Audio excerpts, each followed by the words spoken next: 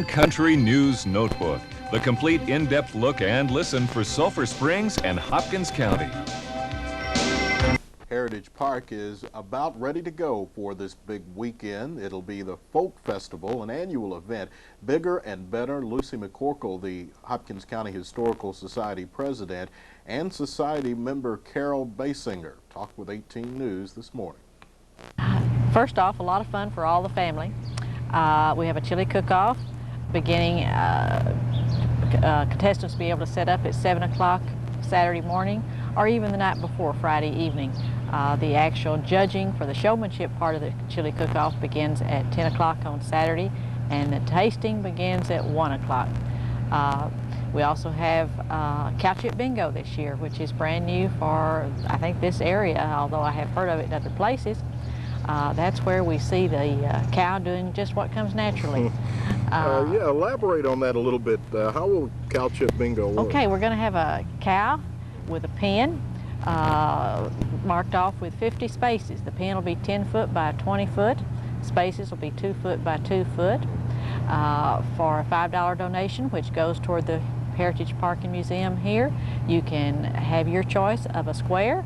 And when that cow does what comes naturally and where that first chip falls, if you are the lucky holder of that square, then you have a chance to win $100. We feel like this will be fun for spectators. Kind of takes bingo to a new level. That's right. Definitely a new level. We also have a mud tug of war. We have encouraged anyone in the area that has frustrations to bring out some unchallenged strength to gather a team, 5 members, $1 per person, so that would be $5 for a team to enter, and maybe challenge a fellow church group, civic club, scout group, anyone, football team members might like to in the area. Come on out and we'll have a nice puddle of mud, a long rope, and as I said, you can do your thing. So there'll be more than actually one tug of war. You can yes. Yeah. However many it takes to. For the younger children, we're going to have old-fashioned games such as three-legged race, ring toss, roll the hoop, games that we might have seen around the turn of the century as part of our heritage. We encourage them to come. There'll be a very minimal fee. I believe it's like 25 cents, maybe 50 cents on some of the games. So like I said, it's fun and economical for everyone. Then we'll have plenty of food, such as turkey legs, nachos, sausage on a stick, ice cream, home-baked goods in the country store. We'll have popcorn, of course, plenty of cold drinks. And of course, there's lots of shade trees and lots of tables here in the park to enjoy just sitting and watching the activities if you want to while you enjoy a bite of lunch with us. We also will have demonstrations of turn-of-the-century crafts, such as apple butter making, butter churning, quilting, blacksmithing, all of those type things. In conjunction with those that, such as broom making and things like that, we'll have the demonstrators will be selling their wares. So if you're interested in that, there'll be plenty of that going on. You also have the very popular Fort Sherman Rangers. Oh, here. Yes. Doyle Bridges is one of our members here, and he's very, very active with the Fort Sherman Ranging Company. They put on reenactments of early day Texas history. Their period goes about 1836. They have the authentic costumes to go with it, such as the buckskins, hand-sewn, the rifles, everything. They'll have their tents set up, they'll be spending the night, and they'll be having their pistols and surprising us with different reenactments throughout the weekend. We are very fortunate to have them in our area. There's some 65 members in their group. They have done a picture for the Alamo, a documentary type thing, and some other things to their credit. So we are pleased to have them. We'll also have the Alabama Coshada Indians, a representative of their tribe from down at Livingston, where their reservation is, in the Big Thicket area. They'll be doing basket weaving and other Indian crafts, also have some Indian things for sale. Let's see, what else? It's just so much going on, it's hard to remember all of it. But suffice it to say that almost every area of the park will be in some sort of use. Oh, yes, yes. And for those that have not ever been to the Heritage Park and Museum, it is a beautiful place, especially right now. The grass is green, the flowers are blooming, we have plenty of trees, and as I said before, plenty of shade. The Atkins House has been newly dedicated, and we're very proud of everything. Country Stores had been good house cleaning lately, and just real proud of what we have to offer for Hopkins County. Well, and for all of the work that has obviously been done, who do you want to give credit to really making this the beautiful place it is? Well, I think the Heritage Society is managed and by the Historical Society here in Sulphur Springs. Lucy McCorkle is president of that. John Sexton has headed up this committee for the Folk Festival. He's been helped by so many people, such as Rita Adams, Sarah Gibson, Sarah Funderburk, Don Ponder. I'm sure I'm leaving out a lot of people.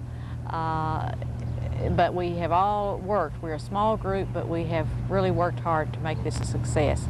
As I said, all the proceeds go back into the park to further the enhancement of it. But the main thing is to offer fun for the families here in Sulphur Springs and Hopkins County.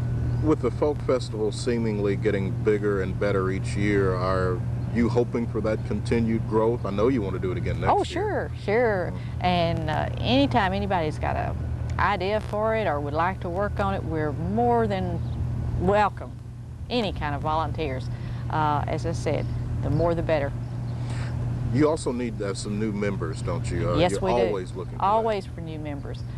There are all kinds of things to be done here at the park. Everything from if you like to plant flowers, if you like to help set up exhibits, if you like to do a little painting and cleaning up, just all kinds of things. If you like to just come and help keep the museum open. We always need volunteers and would really like to have as many people as possible involved. And one more time for maybe those who missed it, when will the hours for the Folk Festival be? The hours for the Folk Festival on Saturday, the gates open from 10 until 6. On Sunday from 11 until 5. Free parking, free admission. So you can't beat that. Like I said, come on out and have a good time. We'll also have some music groups here, country western and gospel. They'll be scheduled throughout Saturday and Sunday. So there's plenty for everyone. And also the chili is at 7 o'clock, basically 7 o'clock That's the Saturday. setup time for the people cooking it, and it's not an elaborate campfire or anything like that. They can do it on a simple Coleman stove or something like that. So, but the actual chili will be ready at 1 o'clock, we'll put it that way. Is it too early to enter that? Oh, no, no. They could call ahead, or they can wait and enter the day of the contest. They might like to call ahead so they can get the rules, though. The rules are CASI sanctioned, which means if they care to, they can win points to go to the Terlingua Cook-Off next fall. The Historical Society is hoping for good weather. They've had some bad luck with rain over the past couple of years, but the long-range forecast looks pretty good. Cecil Savage, 18 Country News. It's a good vacation trip to South Texas and San Antonio to see the good sights there. Sulphur Springs Wildcat Band is rewarding themselves for a job well done. They'll be doing some work as well, but mostly it's a sightseeing trip. We're leaving Thursday after school. We'll be gone through May 4th and Monday, and we're going to San Antonio on it's our biannual band spring trip. What will you be doing down there? Well, the main reason that we're going is to compete in a contest. It's American Classic Music Festival's contest, and there are 3 different contests in San Antonio at the same time. We're participating in the Pops in the Park contest, which is in conjunction with Fiesta, Texas. We're going to leave Thursday, spend the night in Austin, and then Thursday morning we're going to tour the Capitol and go on into San Antonio, spend some time at the San Antonio Zoo, see the Alamo, the Riverwalk, and some of the things downtown like the Institute of Texas Cultures, things of that nature, and then spend the night in San Antonio. The next morning is the competition on Saturday. So we go back to New Braunfels for the competition and play in their Civic Center there. And after the completion of the contest, then we'll go back to San Antonio to Fiesta, Texas, and spend the remainder of the day there. Is this all kind of a reward for the good and hard work that the students have done this year? Yeah, you know, when a band competes at whether it's halftime or concert and sight reading contest or something like that, it's not a win-lose situation. They don't have a reward of winning. Of course, we feel like we win every time we compete, but there's nothing that you can hold up and say, I beat that guy. So this is a motivational type trip. It's something that they work toward over a 2-year period, and it's a reward for the work that they've been doing, and it also carries on some of the philosophies of having band in schools in the first place, of how to learn to get along with people. You're traveling together, staying in a motel room with 3 other people that you don't know, and maybe they're not your best friends. You learn a lot about dealing with human nature and things like that. So it also seems like it's kind of a trip through a lot of Texas history that they can learn about too. Yeah, we're hoping with the Capitol, the Alamo, and some of the exhibits and things that we can go to in San Antonio, that's going to give us a little bit more cultural awareness of that area. And Fiesta Texas is the same way. It has 4 different music sections, and they have the cultures of Germany and Mexico and country western, and in the 50s times. That, like in the 50s, you and I experienced that, but our kids here in the band don't know what that's like. I'm not sure if you experienced that or not. Ask you about that, huh? What about how was this made possible, the money for it and so forth? The money is raised by the students in fundraisers. We sell magazines every year, and sometimes another sale like with food items or gift items, and the concession stand sales at the football games, baseball games. The band boosters work real hard raising money, and we've gotten some donations from some of the businesses in town, KSST, Walmart, a lot of other places that I can't think of to name right now, but they're sponsoring us in this effort. You taking the entire band? We're taking everybody that's eligible. Of course, students that aren't currently in the passing mode aren't able to compete and things like that, so they're not able to make the trip. But they're motivated to keep their grades up so that next time they don't get left at home. Will you do this every year, or you mentioned every 2 years? We do it every other year. The costs involved would prohibit us from doing it every year, and it's really not that necessary. We want each student in their high school career to experience a trip twice. Now, this year we're staying relatively close to home. In 2 years, our next trip will be a little bit more ambitious. We'll probably go a little further away.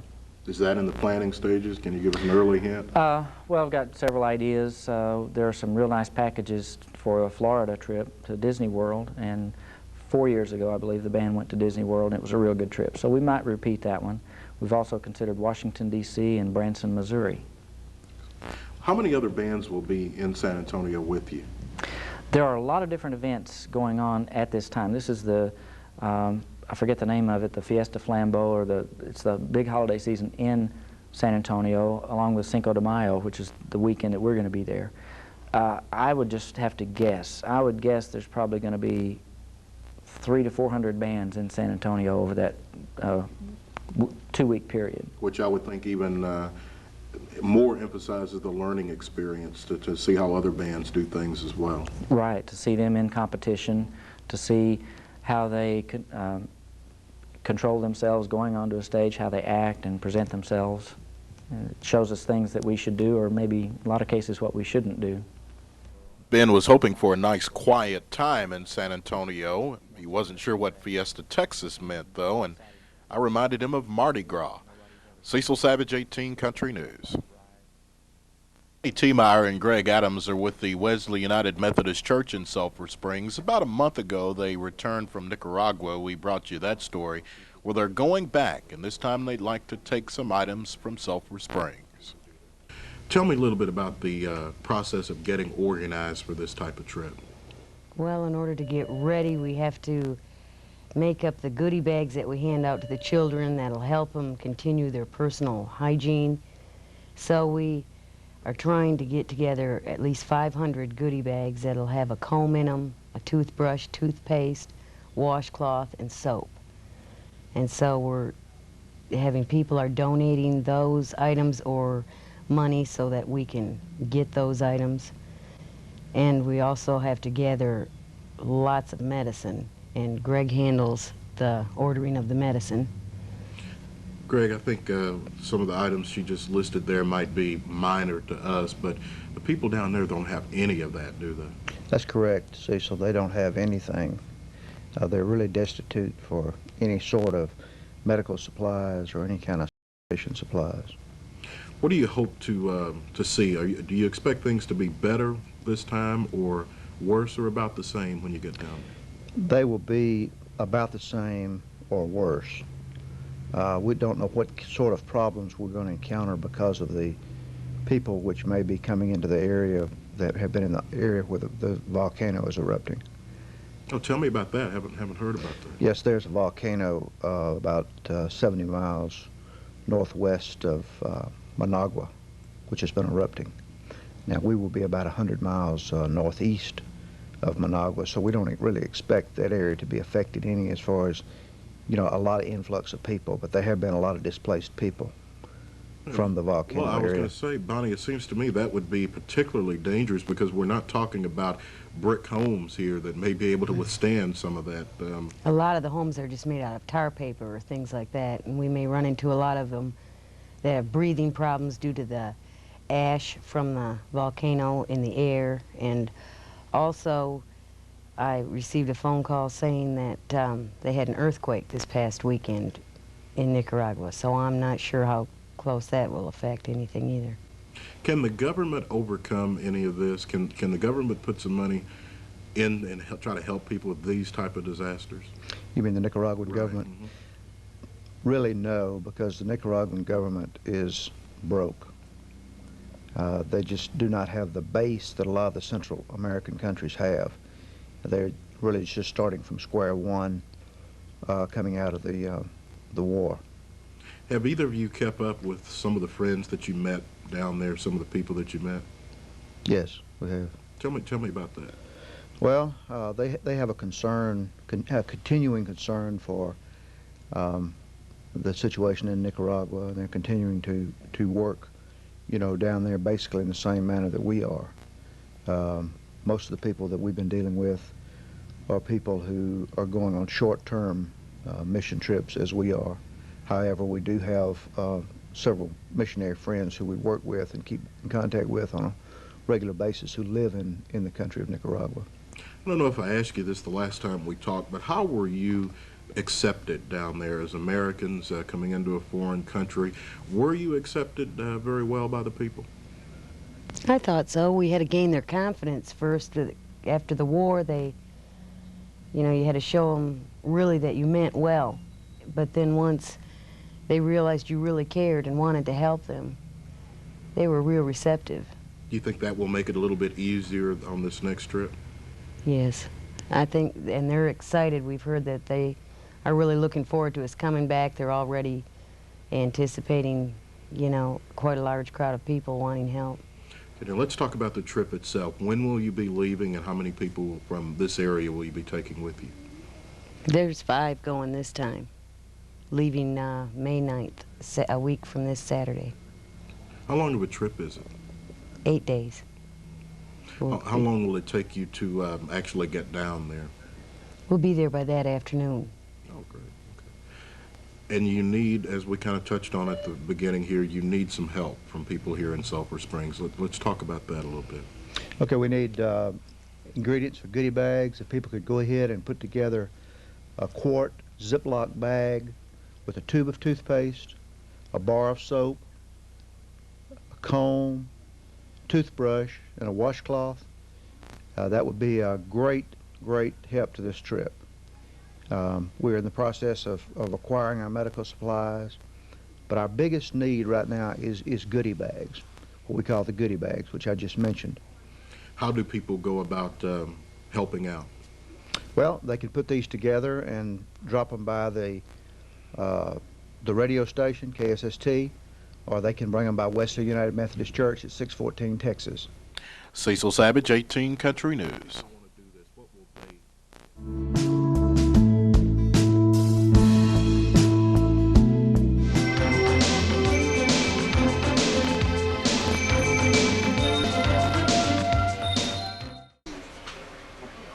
Saying that freedom is priceless, Ricky Dale Thomas was let go today from the Hopkins County Jail. The events leading to the release are like a domino effect. To recount the story, Thomas was given a life sentence by a Hopkins County jury for an aggravated robbery in 1989. Even though he was given life, he had all along expressed his innocence in the case. The national media picked up on it and introduced new evidence that at the very least raised the question of guilt or innocence. But by far the biggest piece of evidence was in Salt Lake City, Utah. Richard L. Knox was arrested on an unrelated charge and later told officials that he was involved in a robbery incident in Sulphur Springs, Texas. Knox identified Daryl and Anthony Carter as also being involved. Knox waived extradition on Monday, and Sulphur Springs Chief of Police Donnie Lewis went to Utah to arrest him and bring him back to Sulphur Springs.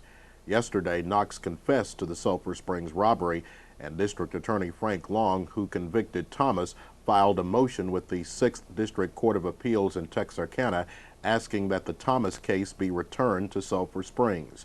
The motion was granted, and the Thomas case was dismissed, and shortly after 10 o'clock this morning, he was set free. Richard Knox will now stand trial on robbery charges. What follows today on the News Notebook is a chronological look back at the strange case of Ricky Dale Thomas. We'll replay a short version of our first of 3 interviews with Thomas and end with him gaining his freedom today as relatives, friends, and the national media looked on. First, this morning, KSST receives a phone call from District Attorney Frank Long, who said that Thomas would be released this morning. The conversation is with KSST's Bill Bradford. The case involving Ricky Dale Thomas will be dismissed this morning. The state's going to file a motion to dismiss. It probably will be joined in by the defense, although I'm not sure. I have intentions to file that on my own if they do not join in it. And I expect that the judge will grant that motion since the evidence that has been brought forward, plus the fact that another man has now given a statement which we spent yesterday afternoon verifying and find to be a credible statement. There's no reason to hold Mr. Thomas any further. Okay, so he will be released today? Yes, I believe he will be. Can you do this yourself in the local courts? This doesn't have to involve the governor or anything? Since the appellate court ruled yesterday afternoon that the case was going to be returned to us and actually prepared the order and sent it to us, I see. we have jurisdiction over that right now. Okay. Last Friday we had filed a motion to what's called abate the appeal and asked them to send it back to us, and that was done yesterday. And where will this happen? It'll be probably just in Judge Ramsey's chambers upstairs in the okay. courthouse. Okay. Probably the defendant will not be there, just be the attorneys and the judge. Right here, where were you on the night of October the 20th, 1989, or that entire day? I was in Chula Vista working. In a moment, 18 Country's first interview with Ricky Dale Thomas. Now we don't came up with some new evidence, but you know, I'm not going to say what it is, but we don't came up with some new evidence. Stated earlier, Ricky Dale Thomas never wavered from his statement that he was innocent. 18 Country News interviewed Thomas on 3 different occasions. The first, January of 1992. Were you on the night of October the 20th, 1989, or that entire day? I was in Chula Vista working. How can you prove that? I had work records, and now we don't came up with some new evidence, but you know, I'm not going to say what it is, but we don't came up with some new evidence now that can place me in Chula Vista, and therefore, you know, I couldn't have been in Sulphur Springs. How long had you been in Chula Vista prior to that time? Oh, I've been in Chula Vista for almost 2 years, 2.5. You ever heard of Sulphur Springs? Never heard of Sulphur Springs until I got arrested that night in Chula Vista, and this robbery was placed on me. You ever been through Texas, this part of Texas? Well, probably on the Greyhound coming through, but that's about it. You have some connections in Arkansas. Tell me your relationship with Daryl and Anthony Carter. Well, me and Daryl Carter was like enemies, and you know, we don't get into fights. And Anthony Carter, me and him, we had a burglary in '83 that I got convicted on, and he got convicted on. Then in '87, I violated my probation with a theft of property charge, and I was sentenced to 5 years in the Arkansas Department of Correction. And I was released. I did 16 months on that, and I was released in 88. And after that, when I got out, I moved to Memphis. Then from Memphis, I became a fugitive, and I fled from justice, and I moved to California with my sister. And from all accounts, some of the people that I've talked to and reports I've heard, you were trying to make a good name for yourself when you were in California. Is that correct? That's correct. I have a little 2-year-old girl, and I have a fiance. Do you see where some people would look at you and you have a prior history of crime-related activity? Do you see where people would look at you and say, if he's guilty, then he's guilty now? Well, yeah, I can see that, but like I've been telling you, I paid my dues to society. I don't pay my dues to Arkansas. I don't know Arkansas nothing, you know, and this right here is just a mistake, and I should have never been took to trial on this. But you offered to come to trial in Texas, didn't you? Yeah, I volunteered to come down here to get the matter resolved, because when I was in San Diego, my public defender out there, he asked to have this, we had won out in California, because Texas couldn't produce any kind of evidence that could show that I was ever in Texas. When we come back, we'll take you through this morning as Ricky Dale Thomas is finally set free. Well, somebody said that he identified a Richard Thomas, and they never did. As the morning began, there seemed very little doubt that Ricky Dale Thomas would be released. However, there was a good deal of question as to exactly what time that would be. The original plans were to have Thomas sign his release papers at the Hopkins County Courthouse. That was later changed to the Hopkins County Sheriff's Department. As the papers were being drawn up, Thomas had nothing to do but wait, so he spent the time talking to friends, reporters, and the much anticipated conversations with his sister, his fiance, and his 2-year-old daughter, Simone. Say hi. Say hey. Wave. Say hi, Grandma. Wave at Grandma. She's a smart little girl. Wave at Grandma.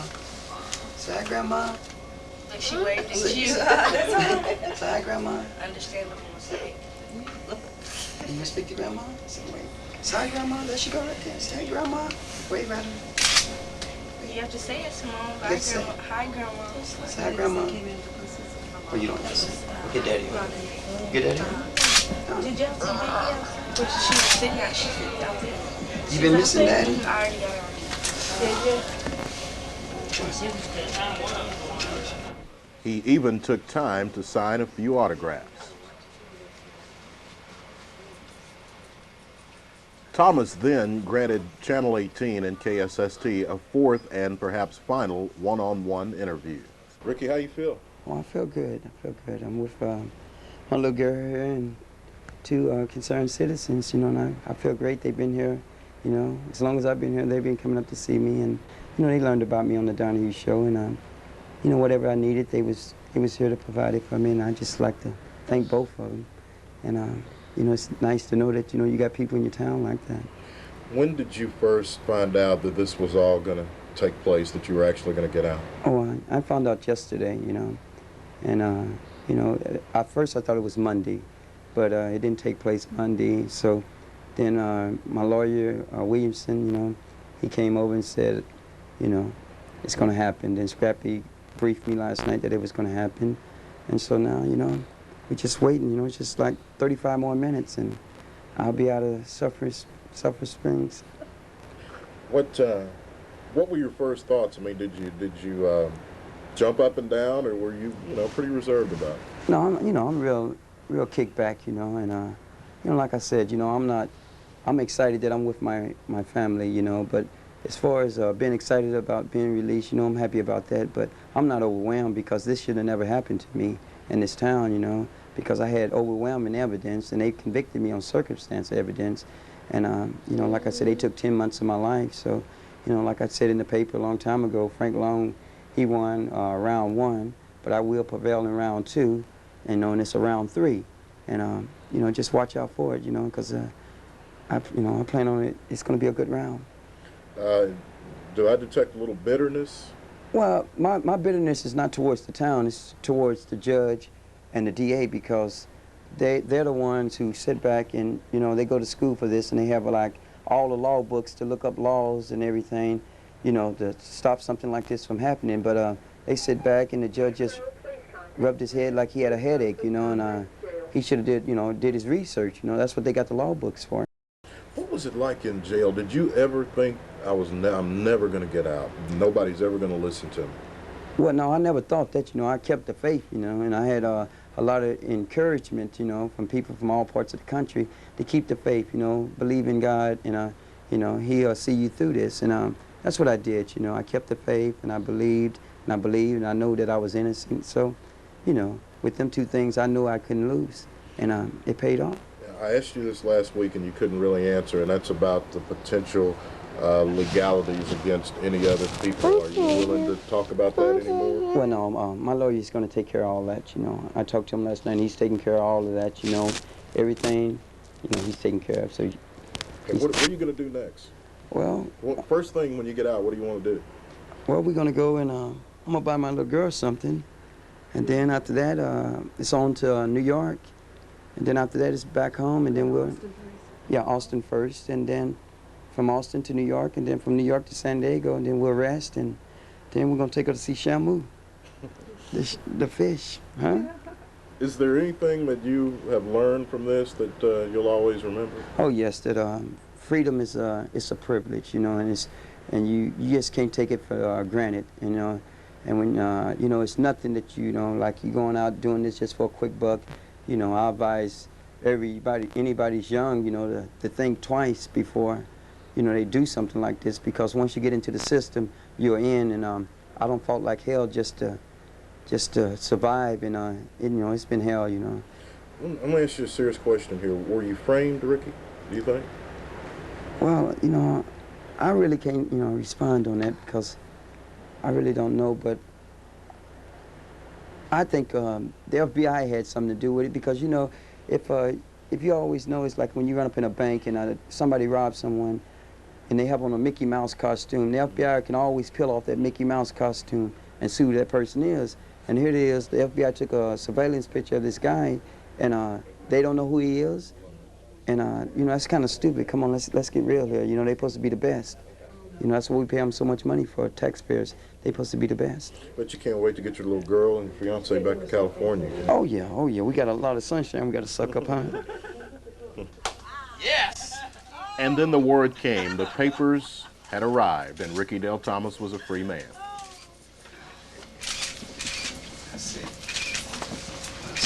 When you get through, you can go ahead and start back your record and sign for your property and everything, and then you on your way. Okay. And he did do that. He went back into the Hopkins County Jail for the final time to pick up his belongings and say goodbye to his former fellow inmates. Hey! Y'all gonna go? Can I go with you? Yeah. What? Every day to the fullest. Every day. Every day. Can I go with you? You want to go with me? Okay. Let's go get Daddy's stuff. Let's get him out of there. Daddy, that's what Jackie, you say you gonna do? Where's the sheriff? We need your autograph, man. Ricky, what are you thinking right now? We're gonna walk out the door to a new start, you know, so picking up everything, and this is it. Yeah. This is it. This is all I got. Ricky, you gone, buddy? Yeah, I'm gone, man. You gonna take care of Rick now?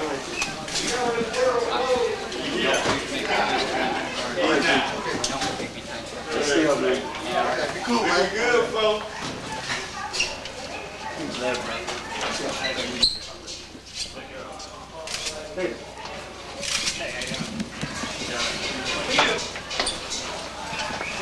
All right, man. Hey, I see you in Cali, man. All right. My brush over there, man. Hey, what's up, Zach? Hey, man, that's just took, dog. Get my brush over the table, man. Bye, Rico. Take care, man. Get over the table, man. I got you. Yeah, we get my brush. See, Sweet Dave, man. See you, man. Oh, Zach's got it right there. Say, Victoria, record Dave now, man. We can't record. All right, man. Yeah, stay over here. Go ahead. You finally beat him, boy. Finally beat him. All right. Use it or lose it.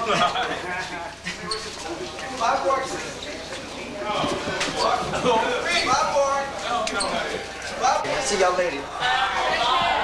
Say what? They just sold out. I'll send you one. Okay. Huh? Please do. I will. I want an extra large. All right. I'm glad you got it. Bye-bye. Bye-bye.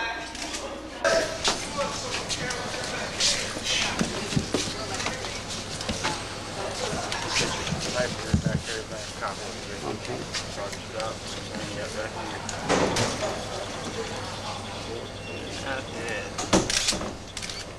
10:05.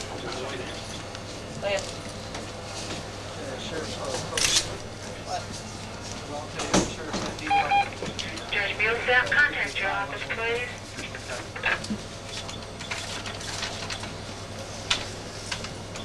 So you can release some of your property to your family early. Yeah, but I still have something back there. Right up there. Okay. Yes, I had it now. I want to get out of here. Yeah, it's in that one bag. Oh, yeah. If you want to play this meat digging, it's... Return.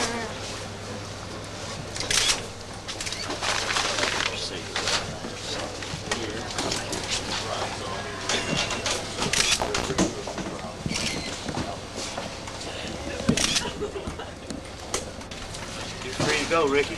Okay, I want to thank you. Good luck to you. You've been a real friend here. Okay, I appreciate it. Okay, thank you. Okay, listen, good luck. Do this way, stop in. All right, appreciate you. Thank you. Best in the world. Okay, thank you, Mrs. Bates. You've been very kind.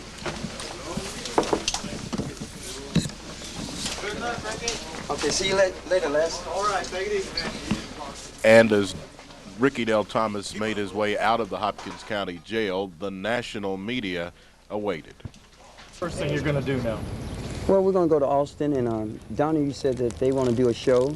So we're going to go, me and Debbie going to go down there and relax with Simone, and then we're going to fly to New York, do a show, then back to San Diego. Then I'm going to take Simone to SeaWorld. And she want to see Shamu. So you're not bitter? No, I'm not bitter about this. You know, it was something that shouldn't have never happened, but it happened. You know, maybe it happened for a reason, but you know, I don't know. And I just like to say, you know, that, you know, it's a lot of more innocent guys. You know, mine's kicked off early, you know, because I had good friends, and, you know, and I had established myself out in San Diego. It's been a hard work and everything, and people believed in me, and that's what mattered. You know, that you know, you got people who believe in you, and if you got somebody who believes in you, they'll stand by you. What has this taught you about freedom? Well, freedom is priceless. You know, you can't put a value on freedom, and you know, I wouldn't give mine up for nothing in the world now, since I done been through this ordeal. You know, because once they put life on you, and if I had to do that 15 years and you know, be away from my little girl, you know, that would have been just like real hard on me. You know, so, but when they say life, that's what they mean, and they mean 15 years. You know, and you know, that's you know, parole is not mandatory. It's a privilege. So. Rick, what was the turning point here? You said that you know, you've had a lot of support and stuff, but what do you think mostly brought you to this day? Was there any one thing, or? Well, it's several things. The turning point in this was Vicki Flint, you know, a detective from Hot Springs. You know, she was like the key, and then Chris Saunders, he showed it out in San Diego, and me, Jurgensen jumped on it, and they worked together, and they just busted this wide open, and that was the turning point. And then when Scrappy and John Boston came involved in it, it was like everything was moving slow, but after they got involved, it was like the wheels just went to turning real fast and things. Can Texas ever make this up to you? No, they can't make up this lost time to me, you know. This time is lost and it's behind me, and that's where I'm gonna leave it behind me. You know, I got my little girl here, and that's all that matters now, you know. We're together with her mother and me, and I'm happy, and she's happy, you know. You can see she's eating a cake and things. Ricky, you... Well, no. You know, they got a sign down there, don't mess with Texas, and it don't make a real strong believer. You know, they don't make me a believer. But, you know, Texas has some nice people, you know, because I got a phone call from a lady saying if you don't have no way home, you know, that they'll be willing to pay for my plane ticket. So Texas has some good people. You know, all people in Texas are not bad. It's just the ones, you know, who have the power and just don't want to, you know, act on the power like they should. Ricky, you had mentioned a movie deal one time. Is that still in the works? Well, you know, I'm going to let my lawyer come in on that, you know, because, you know, I really wouldn't want to say nothing on that. Okay. Anything to say to the people in San Diego? Yes, I'd like to just thank all of my supporters out in San Diego, and without them, none of this could have been possible. And I'd just like to thank you from the bottom of my heart. That good? Ready to go home? Let's go.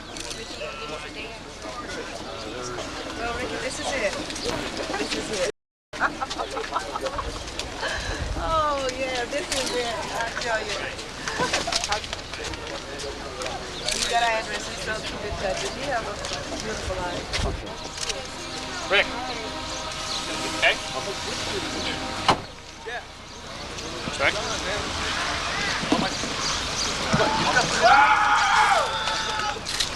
Linda, he's out.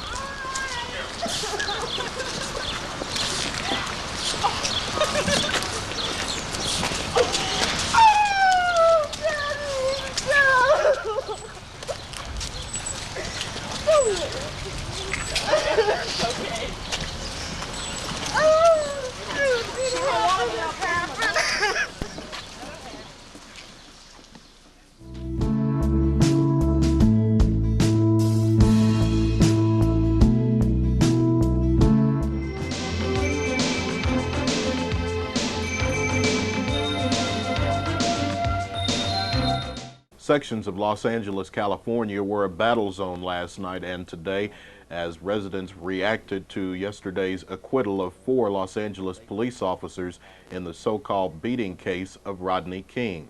We asked Sulphur Springs Chief of Police Donnie Lewis about that case and when officers should and should not use force. Cecil, from what police officers I've talked to on that, especially when it first happened, I think the law enforcement community, from what we've seen on the tapes of what they've showed over the media, we're just as shocked as everybody else as far as seeing what we've seen. And now I can understand why they're being pretty quiet about it out there, because they're trying to hold down on trouble out there. But as far as, I haven't talked to one law enforcement officer around in Northeast Texas here that that had seen what they'd seen on the tapes and didn't think it was wrong. I've never, in this part of the country here, ever heard of a situation that showed so blatantly like that particular one.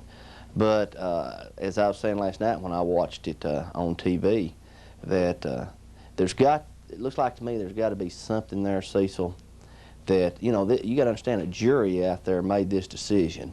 So there's got to be something that we haven't heard yet about this, something that we're not seeing on the tapes, because what part we're seeing on those tapes is, it just looks so clear cut, you know, on that. So needless to say, I was shocked over that, and I think most law enforcement people would be very shocked over that. I disagree with them that that's going to send out a message that you know, that to police officers and citizens that they can go out now and do beatings and all that. I don't believe that. I think that you've got a certain section of the country out there that is it's pretty wild to start with, from what I hear about California. And I just don't think number one, we don't have problems like that down in Northeast Texas that I've ever experienced here. And I would doubt that we ever would have experiences such as that here. But as an administrator, and Daryl Gates, of course, runs that department out there, but as an administrator here, of course, they know I would never tolerate something like that. It just wouldn't be tolerated to start with. So. But I don't really think, and I'm rambling back and forth here, but I really don't think that it sends a message out to other law enforcement agencies. I've never heard of Dallas even doing something to that nature, of that extent. Now, I know the officer, I think, in Fort Worth was put back to work here recently, that Parnell. But now, and they had showed, you know, on his that he'd been off for 6 months. And on suspension and gone through what he went through there. But I understand on his that the There was a little bit more to that than we was seeing behind the video, where the person was kicking the patrol door and windows out or whatever. But we're just somewhat shocked this morning, you know, at that particular verdict. And but there's, like I say, I won't make a comment as far as the jury there, because the jury was sitting there, jury listened to it. Maybe they've seen something or know something about that case that we, the public, and other law enforcement officers down here just do not know. What about the violence? Were you at all surprised by the reaction of the citizens in Los Angeles? Not a bit. It being in Los Angeles, I had heard that they had called in so many police officers just in case which way that verdict went. So I was not surprised. I don't think the city as a whole of Los Angeles is going to go up into arms. You had certain sections of the town down in Los Angeles that was up in arms, but I think Los Angeles as a whole will hold together on that. But anytime you have one of those major cities like that, and the population they have and the police officers they have, yeah, you'd be expecting trouble with that type of verdict coming in.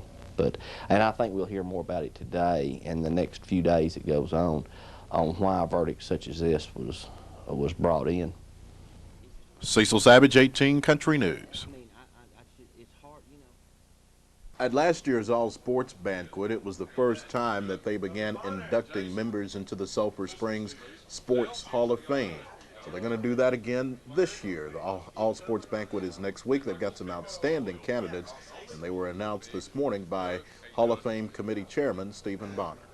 All of these men are very outstanding individuals or outstanding team players when they played with the Wildcats.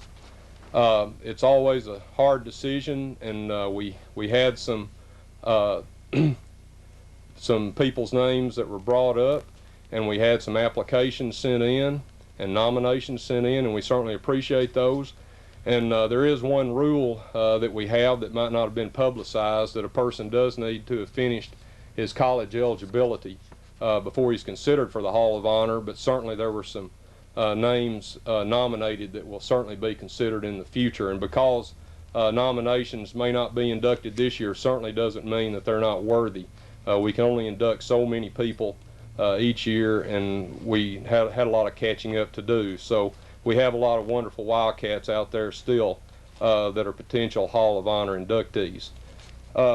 I've invited Jimmy and Johnny Dobson here today, and I'm happy they were able to be here because they coached the first two men that I'd like to talk about, and that was Jerry Haney, who graduated in 1963, and Thomas Wright in 1965.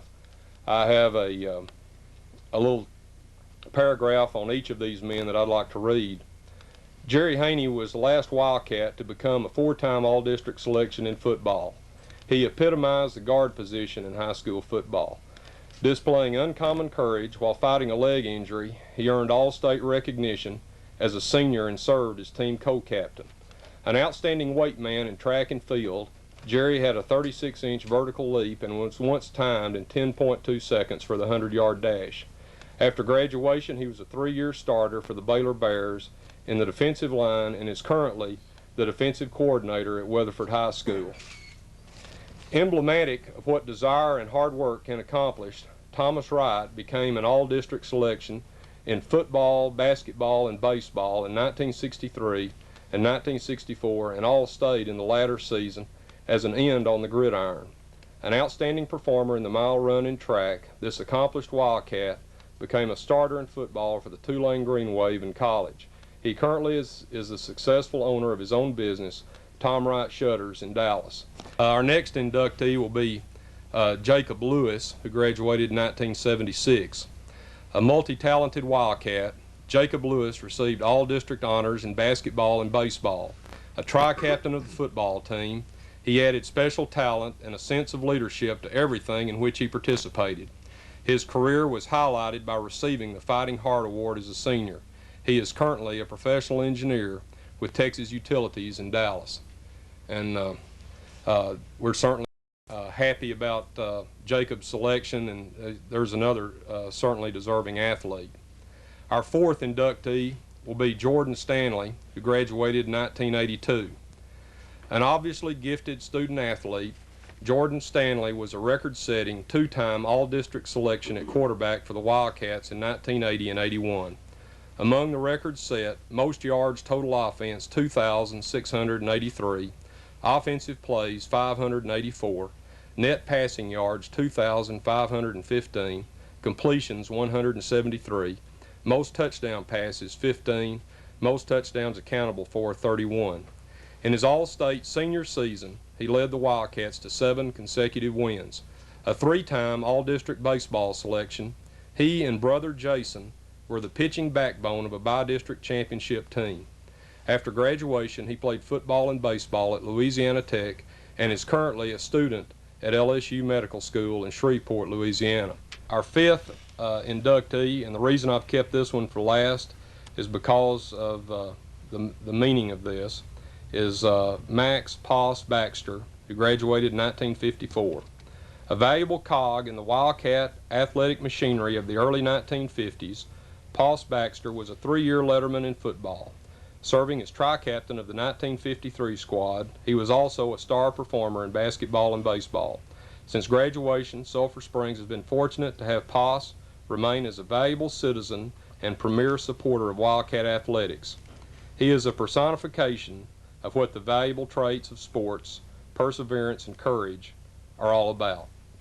And as it indicates, we're honored to have Poss to be able to be with us here as a citizen in Sulphur Springs. There are others that will be inducted later that are deserving, but there's a standard set by the 8 men that were inducted last year. I want to read, before we close, 2 things. Number one is the men who were inducted last year were Jim Sid Wright, Tom Ramey Jr., Henry George Smith, Herman Sleepy Morgan, Mac Pogue, Don Looney, Gerald Mann, and Forrest Gregg. And 5 more will be added a week from tonight. Cecil Savage, 18 Country News. Sulphur Springs Lady Wildcat golf team won by 32 strokes yesterday at the regional golf tournament in Denton, and that's despite J.J. Rory not being at her usual dominant self. And it's on to state for the Lady Cats. The score we shot yesterday in that last round is the kind of score that will really compete at the state level, and so we've got the confidence now that we can go down there and maybe get us a top 3 medal. And I'm not going to say that we can win it, but I'm not going to say we can't. But I think we're going to be a lot more competitive down there than we ever have been.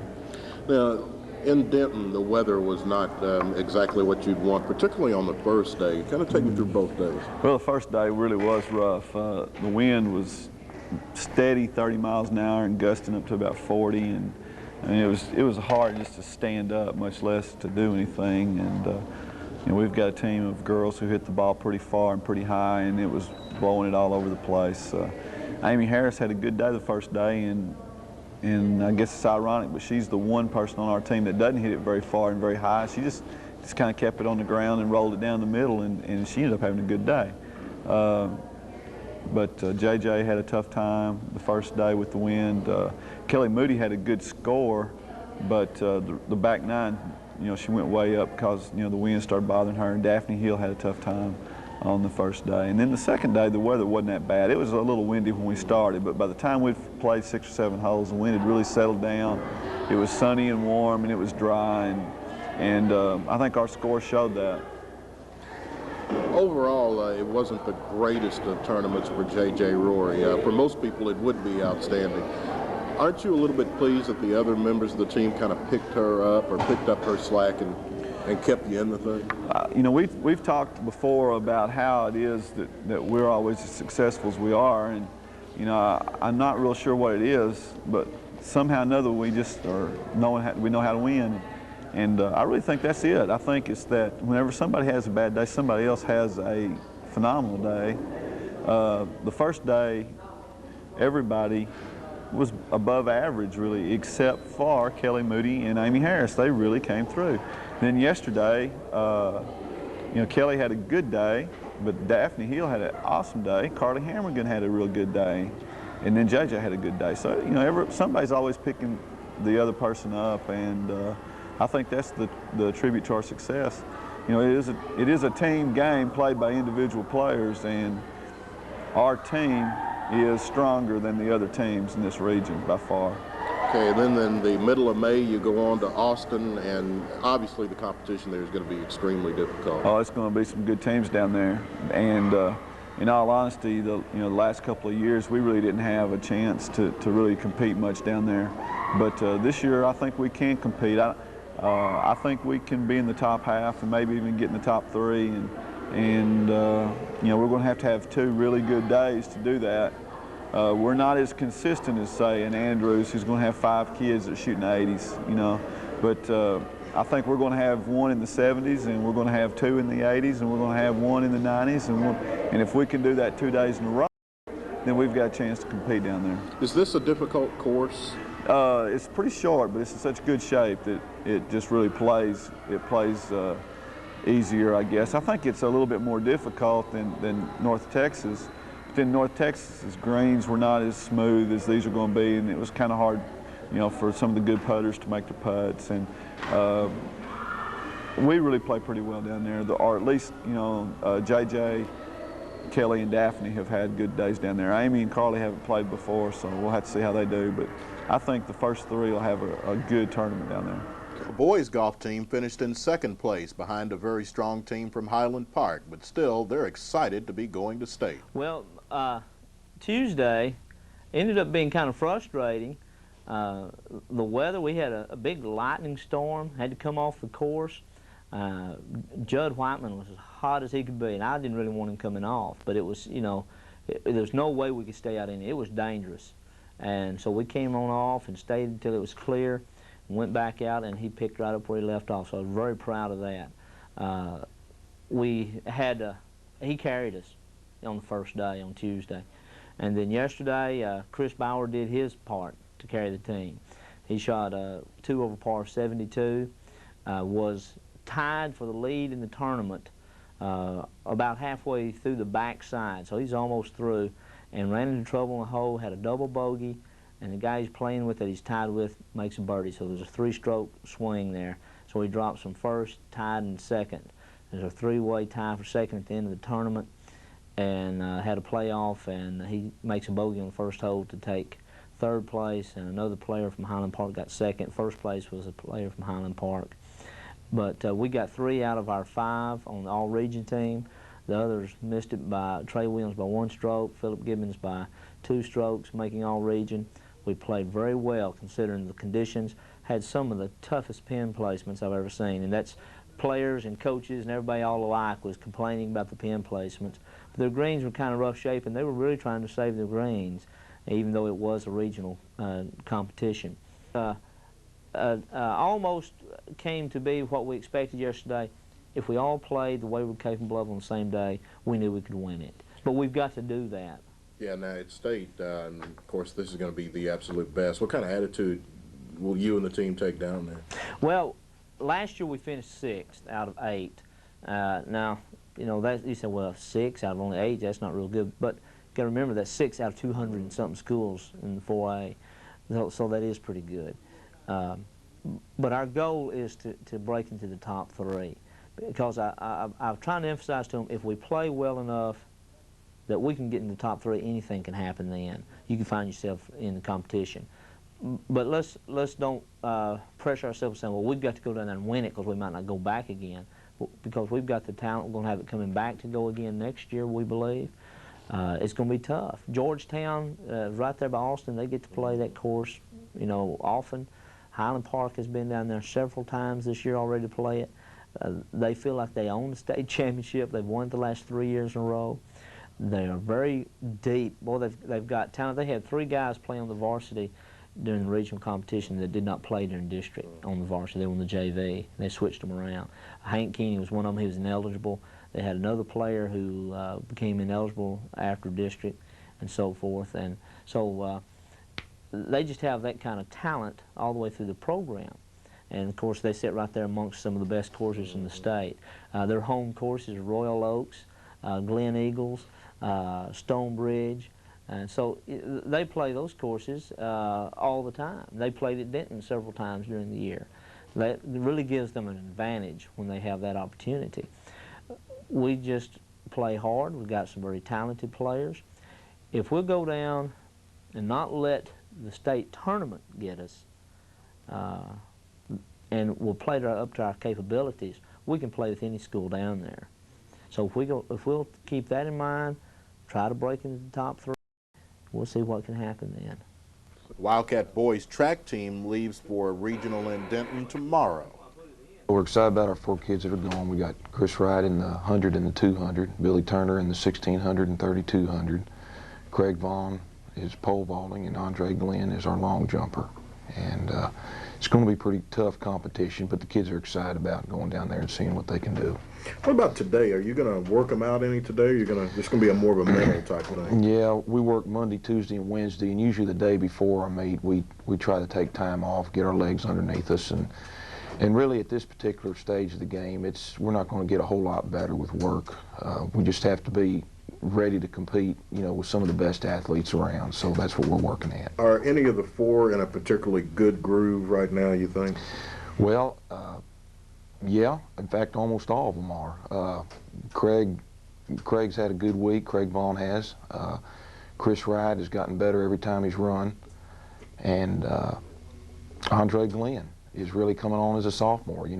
At that meet he was at last week, he was against some of the best people around, and we were anxious to see how he would do against those kind of people, and he did the best he's done. The guy that's going to have a tough time right now is Billy Turner. Billy's a sophomore. When we head west and get into the Dallas area with distance people and Mesquite Petite and those kind, it's just tough, but we want Billy to see that and learn from it, and eventually by the time he's a senior, I'd like him to be that kind of runner. Are you anticipating some of them to place and go to state? I know that's what you're hoping for. Well, yeah, we're hoping for that. Our goal is to just do the best we can in that type of competition, and I think in track, that's what you can shoot for personal bests like that. Wildcats will also have athletes going in tennis, Julie Stone, and in girls track. That'll be Sheila Sims. Cecil Savage, 18 Country Sports. Do me a favor.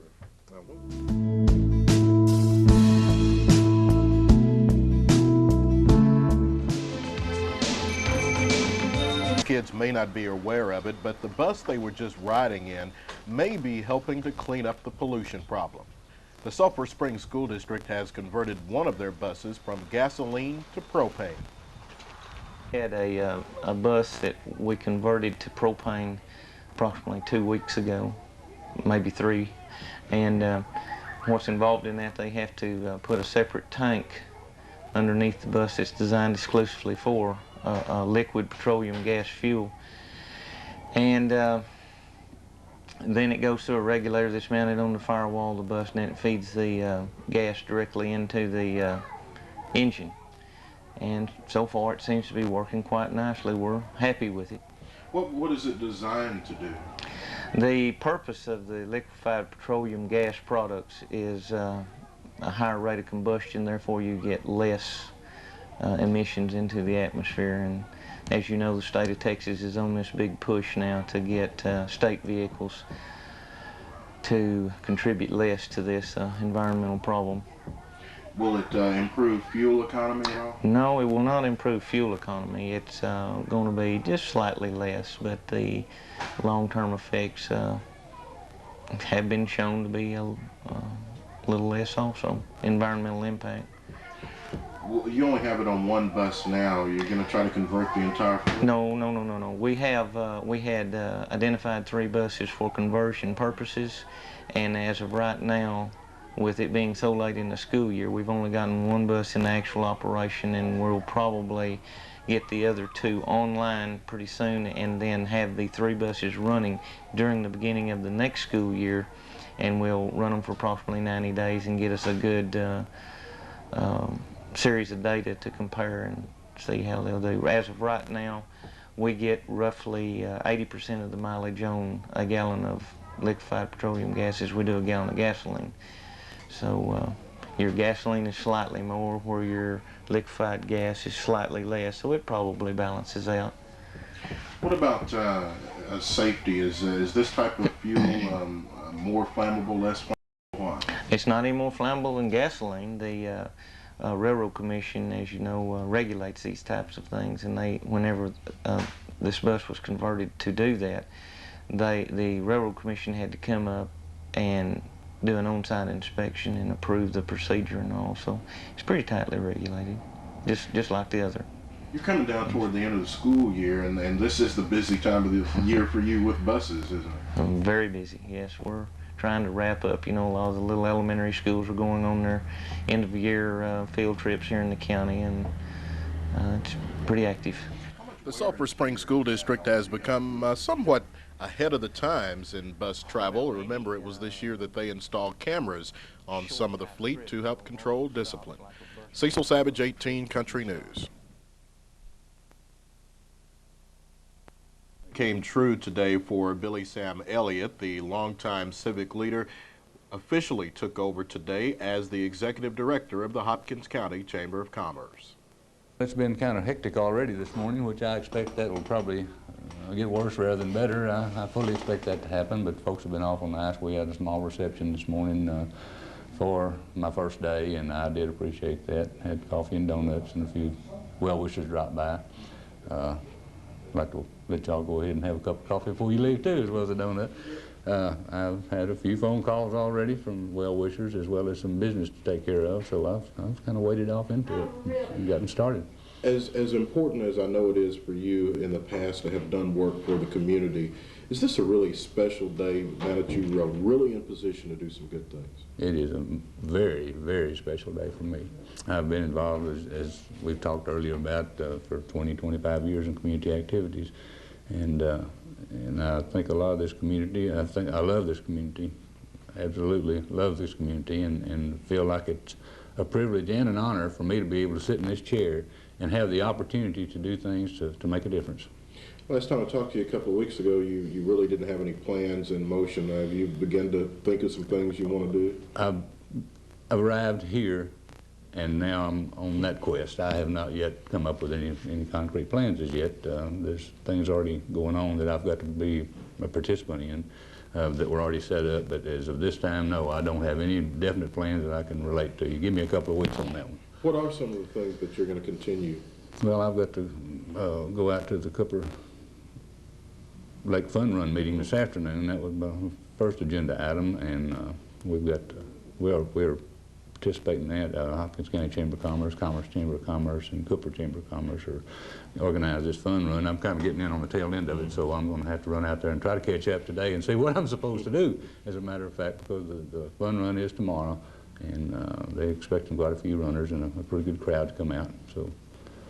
Are you going to continue the same programs and maybe improve on stuff like the chamber banquet and the mixers and so forth? Oh, absolutely. We don't want to drop something that's a good thing. Maybe we can drop some things or change some things that haven't worked quite as well as they should. We'll be taking a look at all those things, but we're not dropping any banquets and we're not dropping any mixers, not yet anyway. They've all been, the ones I have been to have been well received, and folks had a lot of fun at these mixers. So. As a matter of fact, on the 7th of this month, we're having one out at the Best Western Trail Dust, and I'd like to invite anybody that's a chamber member or prospective chamber member to come out and enjoy it. I think Charlie's got some special things lined up out there, so that'll be a fun evening. You got a good staff here? Got a great staff here. Got some good folks working in here next door on the Technical Center, and there's some big things about to take place with that. I felt real bad about moving the EDC folks out, but I understand their office is ready now, and they'll be down on Main Street, and so they'll be moving out over the weekend to their new offices and give a little bit more breathing room to the chamber and the Technical Center here. You mentioned the EDC, the Economic Development Board. Do you think Sulphur Springs is in a position to attract some new businesses? Sulphur Springs is probably in the best position in their history to attract new business, what with the Cooper water supply shortly online, and I say shortly online, that's not an immediate thing, but it could probably become immediate if the timing was right and someone came in that was interested and had to use a lot of water. The EDC director is I have met him only briefly, expect to get with him, and we're going to work awfully closely together because, of course, the Chamber and the EDC are after the same goals, and that's That's building this community. There's no competition. Absolutely none. It's going to be just the opposite. We're going to be sitting in each other's hip pockets most of the time. Elliott takes over for Harv Chapman, who resigned to go into private business. Cecil Savage, 18 Country News.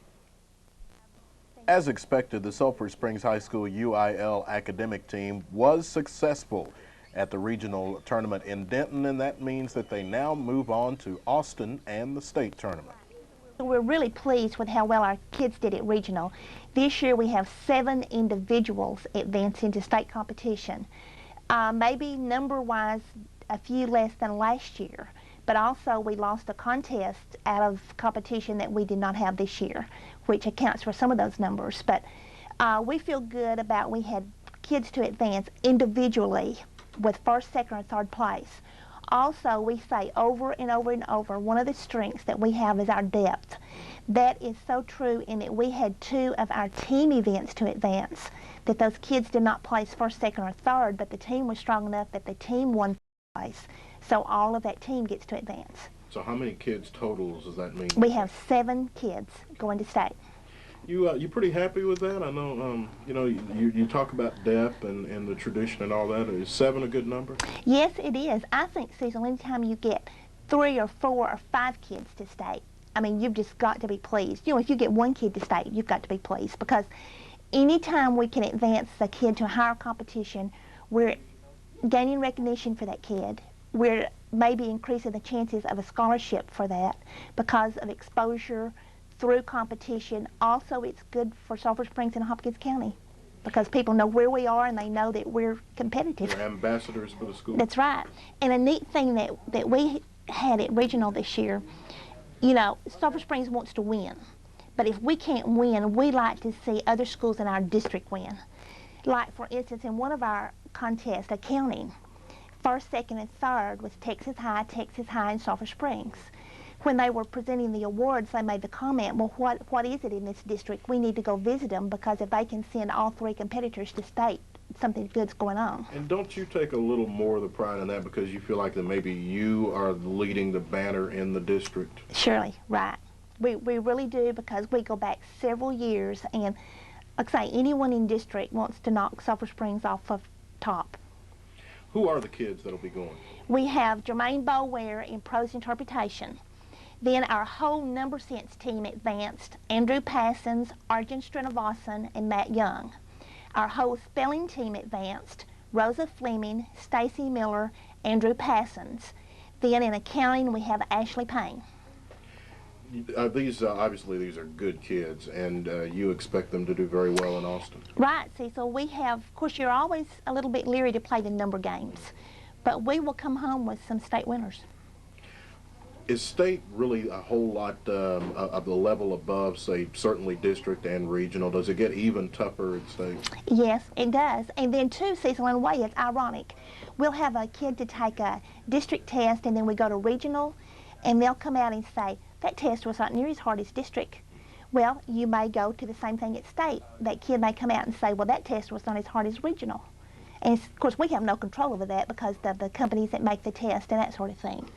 Do you have any idea of which teams from the 4 regions will be the most difficult?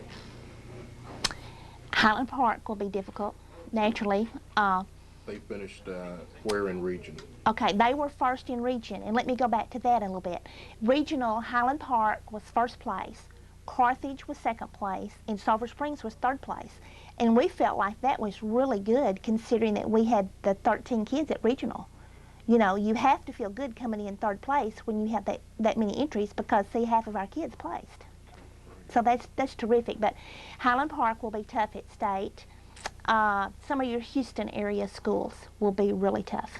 Do the really schools from the big cities, do they stress academics as much as, say, you and some of the outlying areas? Probably in their own way they do, but it seems like that they are there as individuals. And I think the strength when you get into our area is that we are there as a school and a community. And I think that's the difference, and I think sometimes you feel that. Now let's talk about when state will be and when you'll be leaving and all that good stuff. Okay, the competition itself will be Friday and Saturday, May the 8th and 9th. We will leave on Thursday. Thursday will be travel day. and just get situated, and then we have some kids competing Friday. The other kids will be involved in planned activities, like we'll sightsee a little bit or whatever. Then the other group will compete on Saturday, and we will come home Saturday night. Cecil Savage, 18 Country News.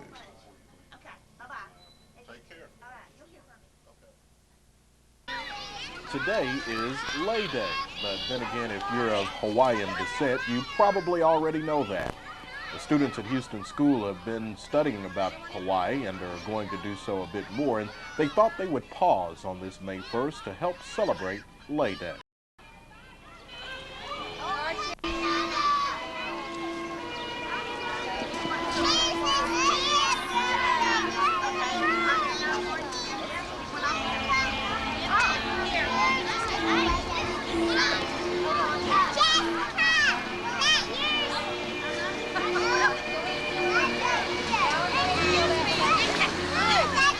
In Hawaii, the first day of May, they celebrate kind of like our May Day, but it's celebrated in the whole aloha spirit, and I'll see you in just a second.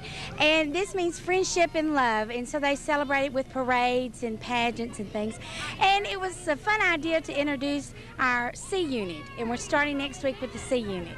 They have a lot of fruit. What all are they eating? Okay, we have pineapple, kiwi, bananas, coconuts, mangoes, and anything that they wanted to bring that was fresh from home. We were trying to bring as much from Hawaii that we could. Do you think they're enjoying it? Yes, definitely. Hey, the greener the pineapple, the better. Hey, brown is how big you like. The green part. I'm a big man. Underneath there is green.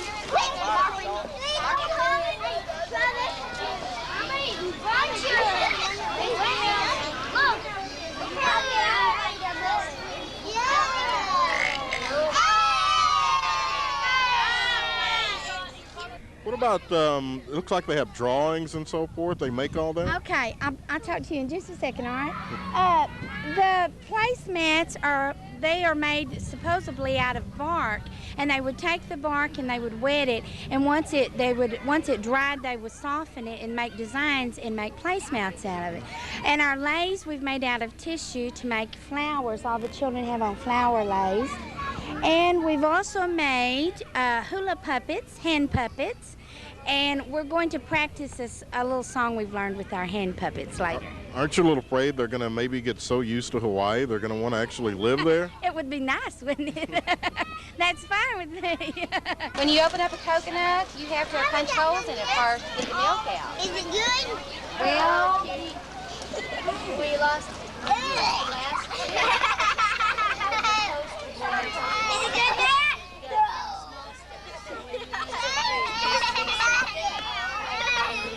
Who wrote placemat?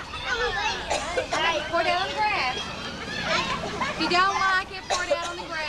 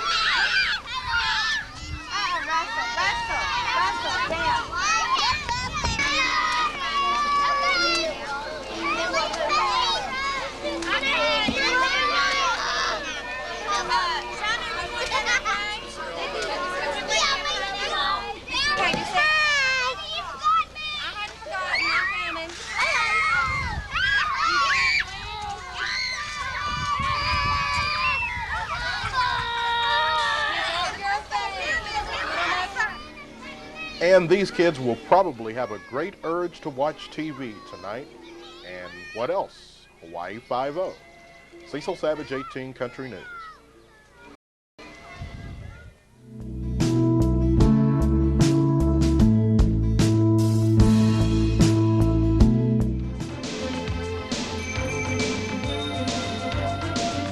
Practically everyone has been in that frustrating situation where you need to get somewhere around town, but you don't have a way to get there. Well, that's being taken care of now. It's a new service called TRAX, and we got an explanation from Jenny Cunningham.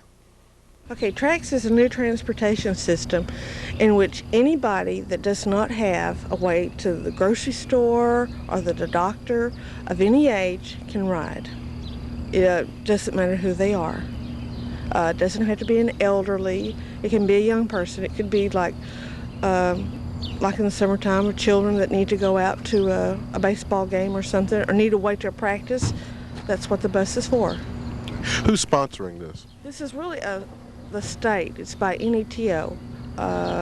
It's a state thing. It's just something that's new. It's just started. That they're just trying to get out to help people. That's all it is. How long has the program been in some other cities? I believe right now it's been in Mount Vernon probably maybe 2 or 3 months. They've got it going real good there, and in Mount Pleasant too. And so it's like I said, it's just something new. And I'm not really for sure how long the other state places has been. Has it gone over very well here? Have you been busy? Well, last Friday we were. People are now just finding it out, and they're calling in, and so that's good. Because there's a lot out there that don't have a way and have not known that we've had some kind of transportation for them. Do you have limitations on where you will travel? Right now, we're just keeping it in the city and just around. We will go out of the city limits for a while. We do plan to try to get something out into Cooper area. We have not yet because we want to get it established here and let people know about us, but we do plan to start going out some. If someone would like to take advantage of this, how do they go about doing that? They need to call our number down here at 885-6597 and ask for transportation. Give them their name, tell us who they are, where they want to go. We'd like a 24-hour notice if they could, just in case that for some reason somebody calls in. I have already gone out that we'll know to be able to pick them up, make sure they have that ride. You have 2 different vans, don't you? Yes, we do. We do. Are they both equipped the same way and so forth? Yes, they are. They sure are. What hours of operations will you use? Right now our hours are from 8 to 2:30. If this should increase more, we may have to go and increase our hours, but right now it's just from 8 to 2:30. Cecil Savage, 18 Country News. Spring City Council meets tomorrow night, and one of the matters that they'll take up are seat belts. The police department will be taking a closer look at the seatbelt law over the summer, according to City Manager Olin Petty.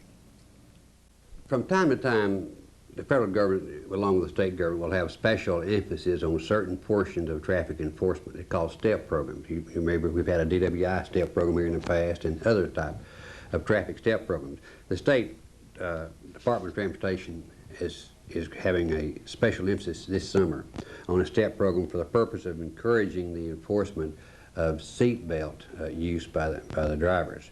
They're going to offer to the city of Sulphur Springs a $5,000 grant, at which time we will take those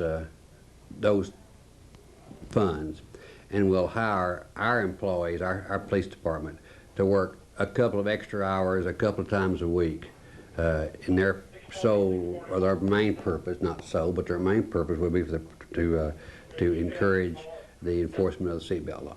Now they'll be out there doing other traffic enforcement too, but the state wants us to set off a couple of hours a day or a couple of times a week to try to enforce the seatbelt law. So that's basically what it amounts to. It doesn't cost the city anything. It's a boost for us. We get another additional patrol car on the street. They'll be paying mileage on the car, and then they'll be paying the salaries of the officers for that special emphasis on seatbelts. When will this program go into effect? Well, if it's approved by council tomorrow night, it'll be June 1st. You mentioned that you had the STEP program for DWI. How did that work? How did it go? Cecil, I wasn't here when they had that particular program. I know they have had one, though, in the past, and it works the very same way. Just different emphasis of traffic enforcement is really stressed, and it works the same way. The council meets at 7 o'clock tomorrow night in the council chambers on South Davis Street. Cecil Savage, 18 News. Winners, third place, Cindy Runyon. The Hopkins County Historical Society couldn't have asked for a better weekend for their annual folk festival. A lot of people from not only Hopkins County but around the surrounding area showed up for the two-day event. Lucy, what kind of weekend did you have? Oh, we had a super weekend. Cecil, we're all pleasantly exhausted and tired today. We had a tremendous crowd on Saturday and a real good crowd yesterday, Sunday. Everything worked out really well for us. We couldn't be more pleased. It's the best festival we think we've ever had. Tell me some of the activity you had here, and did people take part in most of them? Yes, we had more attractions than we've ever had. You're looking at the site of the Cow Chip Bingo. That proved to be a very popular event. We had music here on the stage, a lot of both days. We had some craft demonstrations set up. Jackie McElroy was out here. Ms. Bearden and Ms. Bartlett were out churning butter for us in the log house. And we had a new event this year. We included children's games, and the lady who sits there beside you is the exhausted ringleader of that. She had a lot of active kids yesterday. Did they enjoy themselves, Rita? Yeah, I think they did, especially when I explained to them before we started things that a long time ago kids had to improvise and make their own, and we played tin can hockey. And I know that they enjoyed it because they beat 3 cans flat. And there were a few scrapes and scratches, but nobody seemed to complain. No excessive bloodletting going on. But I think, and we played 3-legged races and wheelbarrow races. They played dodgeball against the fence, and I had a croquet set up, and that went over real good. And I know that was enthusiastic because somebody hit 2 balls clear across the park under the house. Have you found them yet? Yeah, we found them. Everything's intact, but the kids enjoyed it. And bobbing for apples went over very well. Some of the kids had never done it, and we had several parents who took off their glasses and their hats and stuck their heads in the tub and showed them how. His problem, he doesn't have any front teeth. That's why he goes for that. Figure it out. Megan, leave him alone. She's helping him. She's trying to help him. Come on. Where'd my shoes go? Well, I gotta go get some chili. There we go. He did it. Fourth place. We got a fifth place. We got a sixth place. We got a good deal. 7th place. We got an 8th place. We got a 9th place. We got a 10th. No, there's not. Where are we announcing? We had a singing and dancing cactus out here too. Saturday, Francis Redding was chairman of our chili cook-off attraction at the back, and that's going to be, I think, a real major draw for us. And part of the chili cook-off is showmanship, winning points for showmanship, and there was a singing cactus back there. They all had a big time. You don't see that everywhere. Well, I had never seen it before. But they all had a big time, and we enjoyed them, and they all want to come back next year and bring friends, so we're looking forward to a much bigger chili cook-off next year. This first place, good for 4 points. Terlingua? How many points you gotta have to qualify? 12. This is 0-3-0. 3 is in your pocket, George. Oh, you son of God! We don't know that yet. It is? No, I don't. Congratulations. And all the rest of you made the final table. Yeah, everybody else made the final. Come here, Arnold. Arnold, I need to stop by lunch. I know you're going to do it again next year. Are there ways that you're going to look to improve it even more?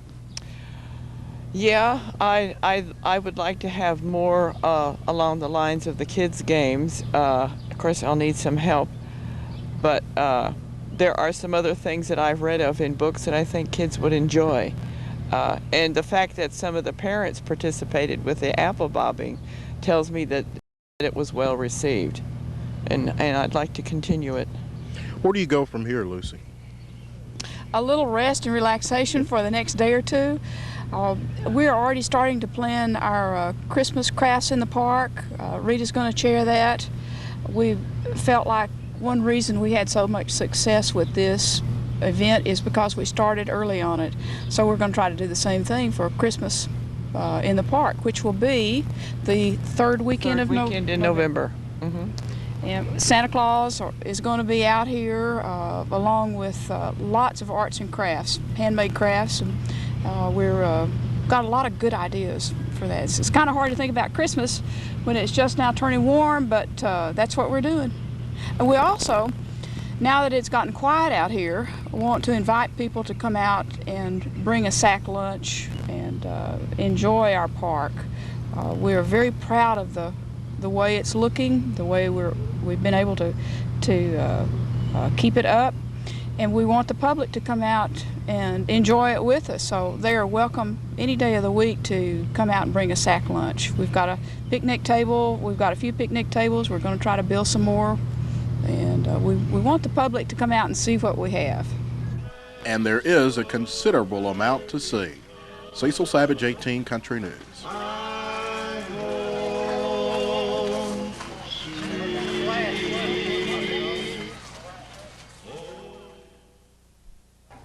One and 0 the count. Runner at third, 2 out. The delivery is lined to the gap in right center. This is trouble. It is past Jason Stanley. Something of a nightmarish baseball season came to an end Friday night for the Sulphur Springs Wildcats. They lost 11-5 to Mount Pleasant. The numbers for this year are not good. Sulphur Springs finishes 4-17 overall, 0-10 in district, and they've lost 20 straight district ball games dating back to 1990. But brighter days are ahead, and head coach Jason Stanley would like to thank this year's seniors, beginning with the leading hitter, Eric Thurman. He did a great job this year. He was he had played center field. I know his junior year. In the sophomore year, I know for at least 1 year, he had played center field, and then I just saw where he performed better whenever there was less pressure on him. So then I moved him to center field, and then he had a great attitude about it. He didn't moan and gripe and then bellyache. In fact, taking that pressure off his back, just helped his performance. Ben Tessing. He is another one of those type of kids who is just a credit to the whole program. It doesn't matter what sport you're playing, you like, and in fact, you love having kids like Ben Tessing around, because he never gripes.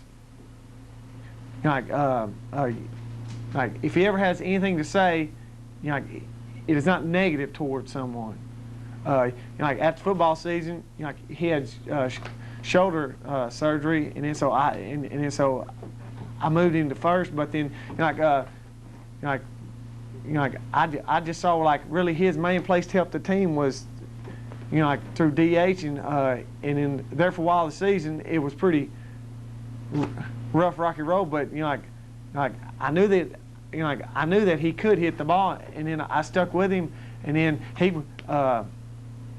I bet that he went up averaging about a hit a game for us. Corey Hale. Boy, he is I sure like him. Not that I like the other one.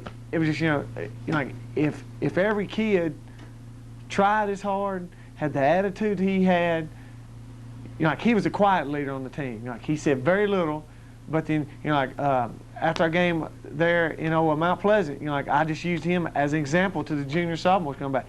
I said, listen, this next year, whenever you feel like sitting around belly aching, moaning and groaning, I said, you know, like, there's one senior right there that if he would have had some of your talent, he would have been unbelievable. I said, it's your work habits.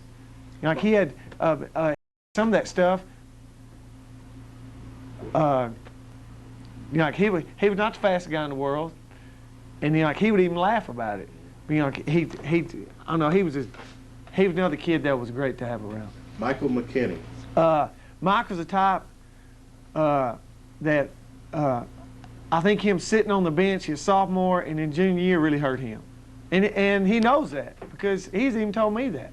You know, because you know, like, he's another one that, like, you know, like, he had great work habits, tried hard and everything, except sometimes in games, like some of the situations that he was put into, in which, like, well, in fact, last Thursday, Michael and me talked about this same thing. You know, like, some of the situations in which, like, you can go through it during practice, but games, I don't know, the heat's on.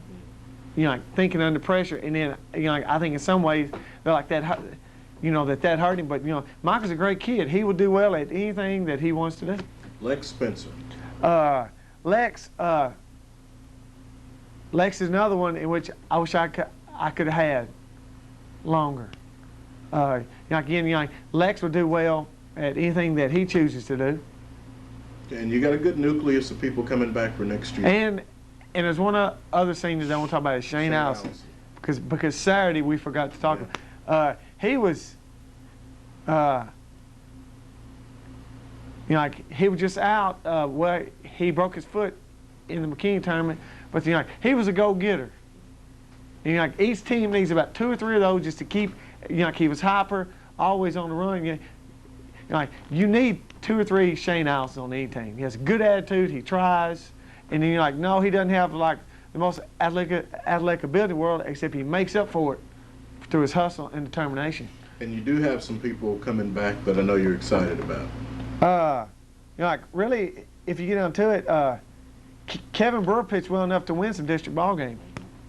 It's just the team didn't back him up. You know, like, Friday night in Mount Pleasant, you know, like, he got some ground balls at some times, and then, but you know, I think that's where some people get mixed up. You know, like, the pitcher has to have help, and then, but you know, like, I am going to get Kevin on some weights. You know, cause, but you know, like, it's another year in which, like, he's going to grow more. But you know, like, I could definitely see Kevin winning some district ball games next year, because you know, like, I was proud of him because whenever that boy hit that home run off of him, that brought out the competitor in him. I could tell, because the next pitch, I don't know, I could just tell it, like, he was competing then. And real quickly, people like Shelby Brune and Ben Enlow and folks like that, Tim Blanchard, and well, Tim's a senior. And right. We didn't talk. Come on, say something. Blanchard, a senior. He was one of the best first basemen in the district. You can write that down. I'm talking about glove, you know, like, working the bag. He was a real good first baseman. And you know, like, he was another one of those senior types in which I wish I could have had. Texas High won the district championship. Mount Pleasant finished in 2nd place, and the Wildcats are hoping for better things next year. Cecil Savage, 18 Country Sports. Not a great bunt, but you don't have to have a great bunt on a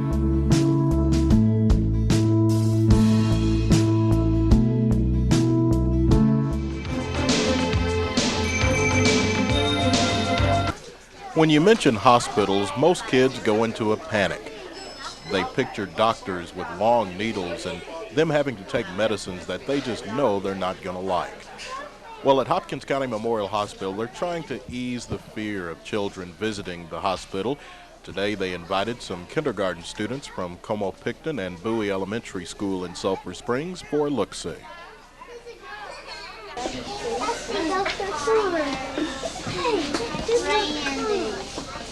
And that yellow thing. And that yellow suit.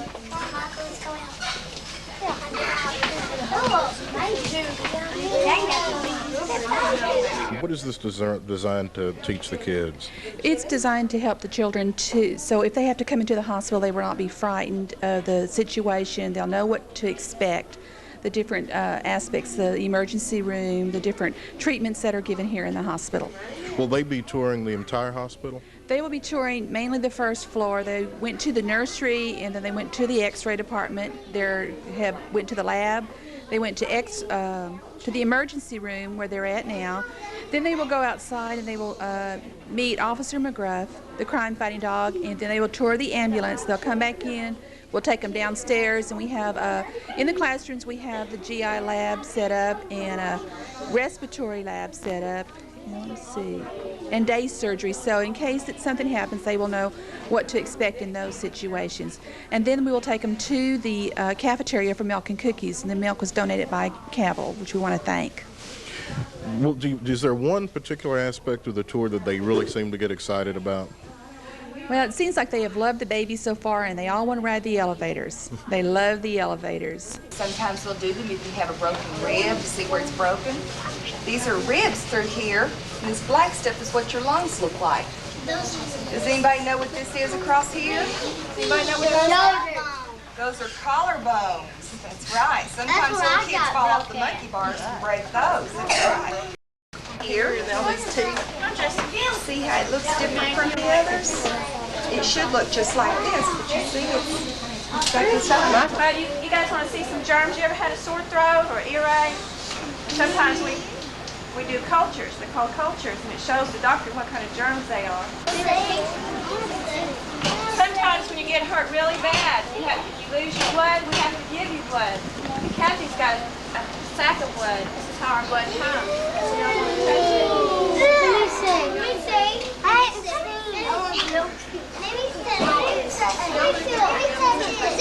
Yeah, that's real blood.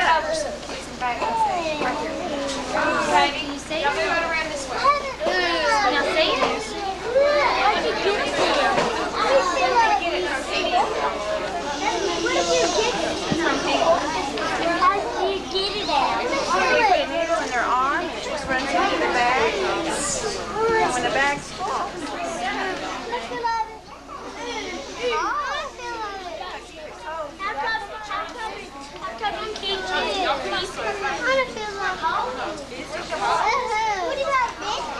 As you kind of mentioned earlier, you hope this will kind of calm their fears of hospitals. Yes, yes. It shows them that a hospital is not something to be afraid of. It's a place where you are made well, or if you're hurt, that they can help you.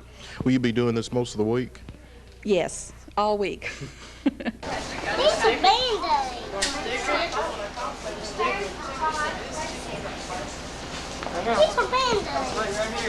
This teddy bear has had a bad wreck, okay? And so he's got lots of things on him to help him. And if y'all come in here sometime, you might have some of this stuff. It's nothing to be afraid of. This is oxygen, okay? What that does is put certain things into your blood to help you breathe better. And these little things here helps us watch his heart. So some of you can turn around here. See, I can turn this machine on and it shows me what his heart's doing. The little teddy bear over here has a broken leg, okay? He's on crutches. He broke his leg. And then sometimes all we need to do is put a Band-Aid on you like the little teddy bear here at the end. Yeah. We hope that y'all don't ever have to come to the emergency room, but we want you to know if you do, we have skilled nurses and doctors here to take care of you and to help you, okay? I was working on the movie of this. Sulphur Springs.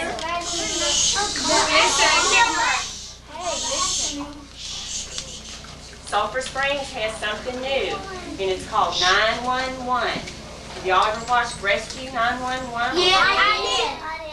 You have a real emergency.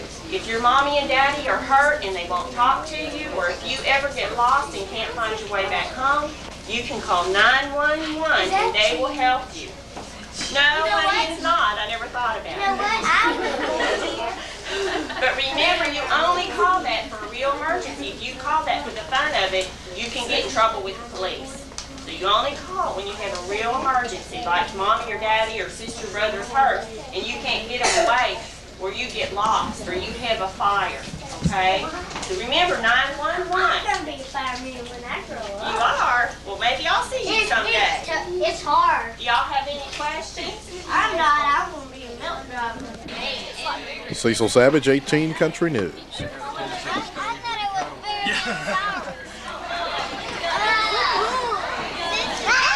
a lot of kids to go through here today.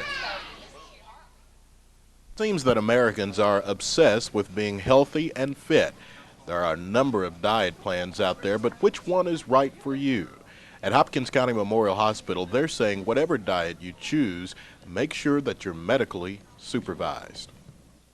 Starting tomorrow, May 6th, we're going to have from the most economical to the most complete medically supervised weight management program in this area. I'll have Debbie Latham working with me as a dietitian, and we're going to be working through the hospital with all different kinds of weight management programs, from behavior modification programs to programs where we supplement the diet with dietary products, including a protein-sparing modified fast, which would be the most complete program and the fastest weight loss, expecting people to lose anywhere from 7 or 8 pounds a month all the way up to 20 or 30 pounds a month, depending on which program they're on and their need for weight management. Debbie, we've heard that there's really no such thing as a surefire diet. Is that true? I guess that's true. It's based on the individual and how hard they want to work. But I think that the programs that Dr. Mitchell's offering here give the person the best chance possible. And they really do work. What type of people do you want to get involved with this? People that already have health problems, or those that just need to lose some weight? I think we're interested in seeing whoever wants to lose weight, basically. Of course, we do want to see the people with health problems, that their obesity is contributing to those health problems, but also the person that is overweight and hasn't suffered these health problems yet, maybe down the road. Doc, is it a situation where you also want people to come out, because like Debbie said, it's very healthy, and there's some people that maybe just don't have the motivation to lose the weight? Anyone that's more than 40% above their ideal body weight has a potential problem with health. They have much higher risk of high blood pressure, high blood fats with cholesterol and triglycerides, high blood sugars, which is diabetes, and with those, higher risk of heart attack or stroke at a younger age. There's also a higher risk of cancer of the colon and cancer of the female organs. At that weight, people are also they're wearing out their joints, their knees, hips, and low back at a younger age, and have crippling arthritis at a much younger age. And there's other health problems as well, from menstrual and bleeding problems to all different types of things. So what we try to do is individualize the weight management plan to each person and find what they can live with and what they can work with, and everybody's different. People with health problems need it for their health. People without health problems need it for psychological reasons as well as for their health if they're more than 40% above their ideal body weight.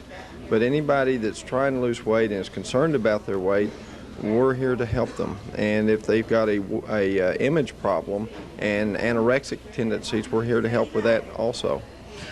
Dr. Mitchell mentioned 20 to 30 pounds a month. Is that a lot of weight to lose in 1 month? That is quite a bit of weight. It wouldn't be recommended without medical supervision, which we're providing here. At home, it's hard for a person to lose more than 2 pounds a week, so you can see the benefits of this program and the medical supervision. Okay. What are some of the dangers of losing the weight too quick? Well, when you're losing the weight too quick, if you don't have the correct diet, you could become deficient in certain things, such as deficient in protein. Protein malnourishment can lead to cardiovascular problems, can lead to renal problems. You could also become deficient in things like iron and become anemic. You can become deficient in potassium or calcium. You can have hair loss, get brittle nails. You can get leg cramps, heart palpitations. So another risk of losing weight too quick is if you eliminate all the fat from your diet, your gallbladder does not contract. When it does not contract and empty fully frequently, you have the problem of increased risk of forming gallstones. Gallbladder disease and gallstones is one of the risks of being obese. The majority of gallstones removed are in obese people, although thin people can contract gallstones. The majority of gallstones are in obese people. Tell me one more time about your program. How can people get involved in this if they would like to? Well, by calling the hospital outpatient services department and talking with the nurse there about scheduling an appointment and coming in to see if what we have to offer is right for them. Dr. Mitchell says there is one easy way to figure out your ideal weight.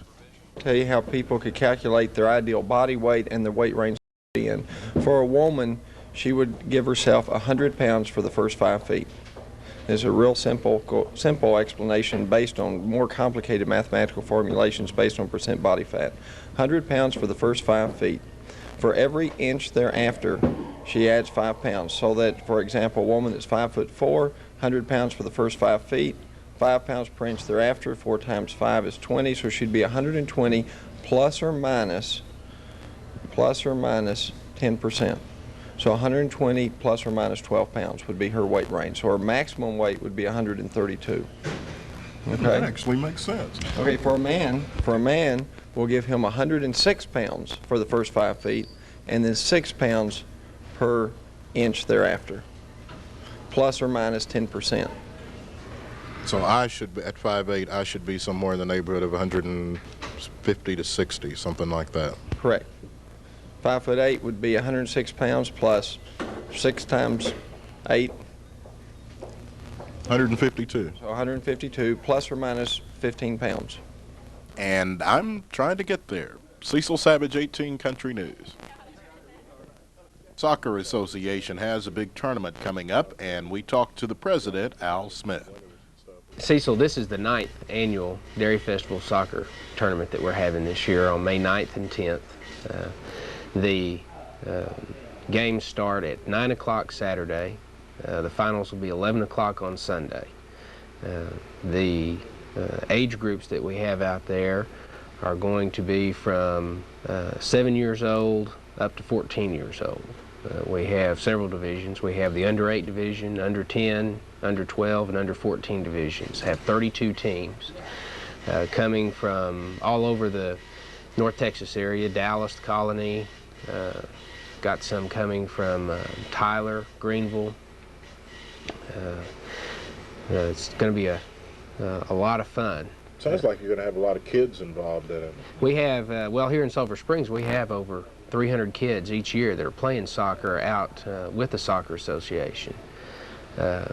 Soccer's the #1 world sport. You know, we're having the World Cup that is going to be played in the United States. I think that's going to really increase the interest for soccer.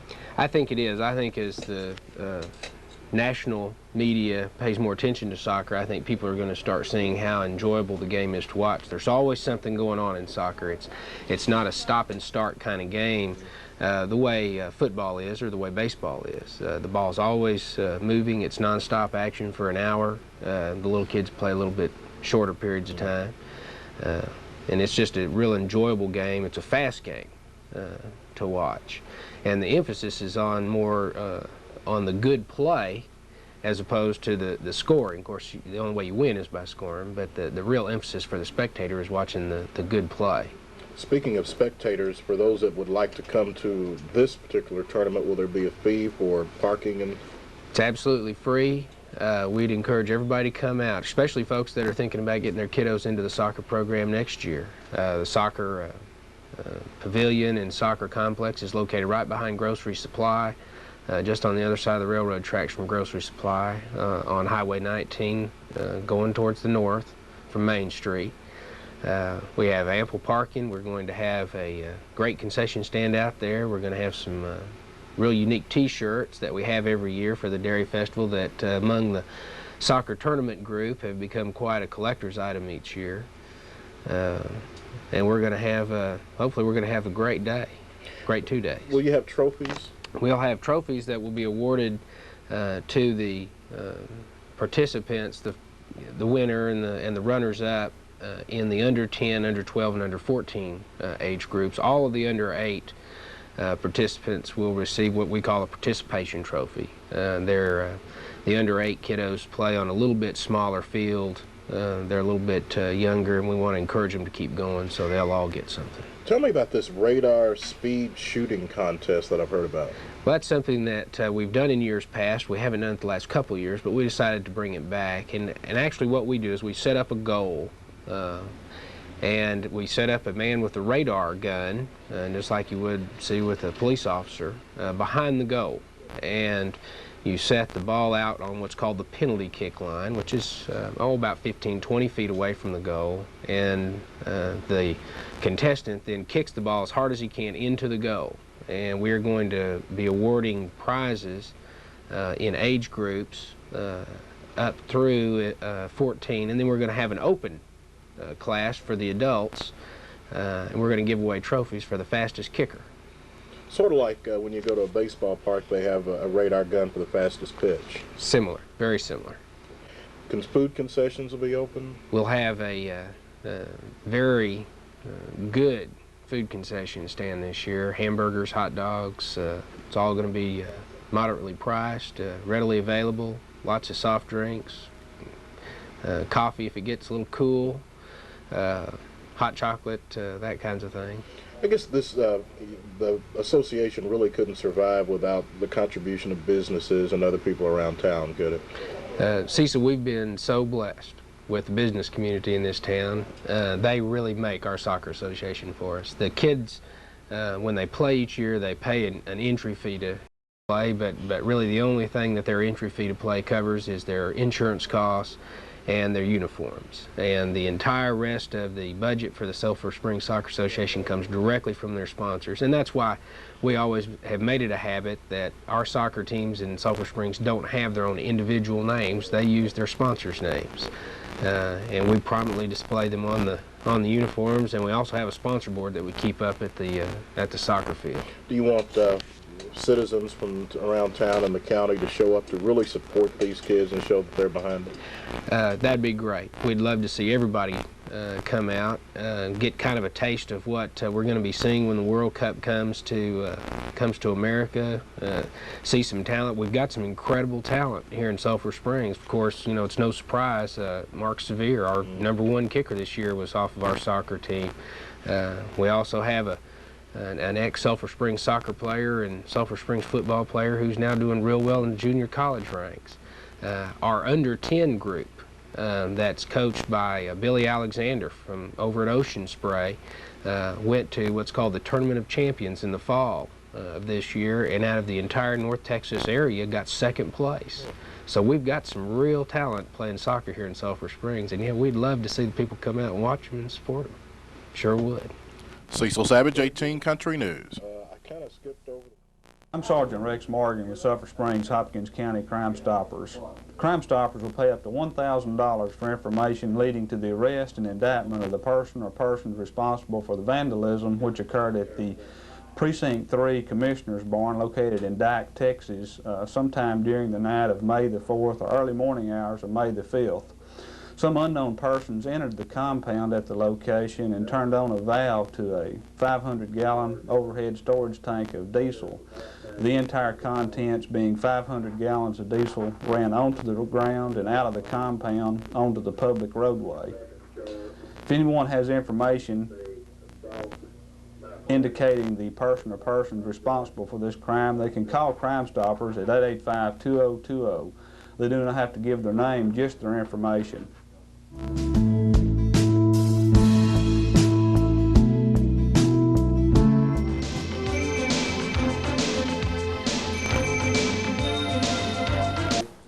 The Sulphur Springs School Board met in regular session last night and received some pessimistic news concerning Sulphur Springs students and the TOS exit test. Students must pass this state-mandated test in order to graduate from high school. A total of 130 Sulphur Springs High School juniors and 3 seniors took 1 or more phases of the exams. All 3 seniors passed, 50 of the juniors passed. The test is divided into 3 components: writing, reading, and mathematics. A total of 55 Sulphur Springs students took the written part of the test. 35 passed it, or 64%. A total of 4% mastered all of the objectives. In the reading aspect of the test, a total of 63 Sulphur Springs students took it. 49% met the minimum expectations, 3% mastered all the objectives. And in the mathematics part of the test, a total of 118 students took it. 41% passed, 6% mastered all of the objectives. Sulphur Springs School Superintendent Paul Glover says that while the numbers are not good, they are certainly not good for the expectations the school district has of its students. Our estimation, they're not good. What we expected, our expectations are probably higher than the average school district, no doubt they are. And of course, we would like for every student to pass that TOS test on the first try, but that's not going to happen. And so we did some tutoring and provided some classwork for those students who wanted to participate. And a number of students did pass and did do well, but a number didn't, and that bothers us, you know. So therefore, we will have a TOS class at the high school next year and be required for those seniors that have not passed the TOS yet, and that'll just be part of their requirements. And I hope they understand, and I think they're beginning to, the students and the parents, that this is required by law. You know, there's no way around this. If they don't pass this TOS test, then they're not going to graduate. And it's a very serious issue, and we intend to keep pressing forward to help these students in every way we can to get this done. You mentioned the remedial courses you had. Did you have the type of participation that you would like to have had in the remediation? Well, no, not really. And really, too, Cecil, they're not remediation so much as extra time spent for these students. These students that did not pass the TOS are not in danger of failing because of grades or because they're failing courses. This is a very difficult test. It's a very trying test, and it's the most difficult statewide test that these students have ever had. And it's going to get more difficult each year. That's just the way the Texas Education Agency is pushing. So rather than remediation, it was just an opportunity for students to get some extra work in as far as problem solving that will address this TOS test. But our participation was not what we'd hoped it would be. Of course, it was strictly voluntary. But 66% of the students who failed that TOS test came less than half the time to those classes that were offered. So we made a good effort, and with certified classroom teachers to help these students, and over 2/3 of them did not take advantage of that, and regretfully so, because they're going to have to come back and take it again. With graduation now just a couple of weeks away, are there any seniors that you're aware of that will not graduate because of TOS? No, all of our seniors have passed the TOS that were required to take it. So we had 3 seniors taking it this last time. All 3 of them did well and passed, and we were very happy about that. So we won't have any seniors failing because they're not graduating because of the TOS test. Do you think then that maybe some of this year's juniors have that in the back of their minds that, well, we've got several chances to pass it? Oh, I'm sure they do. You know, there will be a TOS course this summer that we will offer, a 3-week course, a pretty intensive course, and then students can take it again this summer, and they can take it again next fall and next spring if necessary. And I'm sure most of them think, well, if I don't get it this time, I'll get it next time. But those next times soon run out. And the closer you get, the more pressure that's on the students. And that, of course, in itself makes it more difficult to do well. So we really encourage them to work hard early in their junior year and try to get that thing behind them. TOS test, of course, is required by the state, but I've heard some parents say that maybe we're over-testing kids these days. Is that, what do you think? Well, you know, I think that's very true. And I've said that for several years. And as a result of that, I think TEA has recognized that too, that, you know, there's just too many tests out there that we spend more time testing at certain times of year than we do teaching, and that's not good. And so you'll see a reduction in the number of tests beginning next year. The TOS test will go to grades 4, 8, and 10, instead of every other year, 3, 5, 7, 9, and 11. So they're going to eliminate about half of those right off the bat, which is good. And I think you'll see a toning down of tests from the TEA or state level. Yeah, we're testing too much. We can get a good picture of how our students are doing and what their needs are without testing them continuously 2 or 3 times every year on these major tests. Of the 130 Sulphur Springs High School juniors that took the test in all 3, the writing, reading, and mathematics, only 38% met the minimum expectations, meaning that 62% of juniors will have to pass the TOS test before graduating next year. And for what it's worth, males did better on the test than females. 46% of the Sulphur Springs males passed, 32% of the females. Cecil Savage, 18 Country News. City Council accepted the preliminary plans last night for the work on Pacific Park. The city received a matching grant from the state of Texas, and Parks Director Roger Powell says the council acceptance of the plans is only the first step toward the completion of the project. The preliminary plans are a check with the city on the design of the park. They're a check against the projects that were authorized by Texas Parks and Wildlife Department, and they are just what it says. They are a preliminary effort to show our groups what is to be done in the grant package. From this, we'll go into the actual design and specifications that will be put out for bids for the improvements. Refresh my memory on how much the grant was for and how much the city had to match it. Okay, the original grant is for $109,170, and what that means is that on a 50-50 grant basis, we will be responsible for a matching amount in in-kind services, cash, property, and the like. Okay, now let's kind of take a look at things here.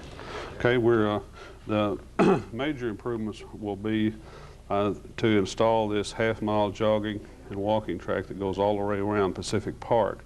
We're going to also renovate the baseball diamond at the corner of Lamar and Beckham Streets. This will include some bleachers, an outfield fence, some lighting, and that sort of thing. The other major feature, there will be a new restroom and concession building right here, a small children's playground. This will be an enclosed sand lot sort of thing for their safety. There'll be one of those multi-purpose play structures there. It has climbing facilities, tunnels, and the like, and there are some small rocking horse kind of things out here. Also, there'll be another play area in here beside the existing tennis courts, and the concept behind all this is to move the activities area closer to have a family-oriented section of the park here, an open play field thing in this area right here. Another major feature will be the improvements to the Graves building. What we had planned to do is to add on to a pavilion, an open wall pavilion matching the roof line of the Graves building. There'll be 12 picnic tables under there, a concrete slab under it, and this will be more or less for family and group oriented activities. The remaining projects will be landscaping and some identification signs for the project. It seems like you have quite a bit of landscaping as far as moving some existing areas into some other areas, right? That is correct. The function of the park is going to be concentrated in almost at its midpoint. The south part will be family-oriented in group activities. The north part over toward Martin Luther King Jr. Boulevard was going to be the open play and open field areas, maybe soccer, maybe some other things in there. Have you received any response from the residents in that area or any input from them about the park? Yes, we did. In fact, we installed about 2 years ago a park watch system, which is akin to the neighborhood watch. We got their input on the types and the amount of improvements necessary. We had several public meetings at the Graves building and at a church, and in fact, they were responsible for the design of the park as we know it. In fact, their intent was built into the request to the state of Texas, which they promptly funded. And so the Parks and Recreation Commission, this is priority one park improvement that the Parks and Recreation Commission identified for our city. It's the first in a series of projects for them. Do you like the design that paid engineers? Do you personally like it? Yes, we do. In fact, this is an extension of the design that we've worked with the neighbors. This design came from grassroots and it's going right to construction, and possibly this summer. By June the 8th, June the 8th, we should have the plans and specifications in hand, and early I'd say September 1 we should be in the bidding and construction. Are you hoping that this will now bring Pacific Park into the real forefront of parks in the community? Exactly. In fact, it should be one of the premier parks in the city. It's not large enough as compared to some of our other parks, but it will be a real focal point for the community. It'll be a real activity center. You think that maybe the city will try to do this type of grant again for some of the other parks in the future? Yes, we priority 2 and 3 have already been identified, and as soon as this one is complete, I'm sure the Park Commission will be interested in filing other grants for the state. Again, this is 50% money. We get $1 for 50% input, and it's a good program. Powell says that the new features of Pacific Park will be very strongly leaning toward the handicap and will meet all ADA guidelines. Cecil Savage, 18 Country News. This can be used for more organized activities since it will be renovated. Have been held recently at Sulphur Springs High School as they prepare for the end of the school year. It's time to reorganize, and that means picking new officers for the Student Council. Well, we installed our officers for 1992-93.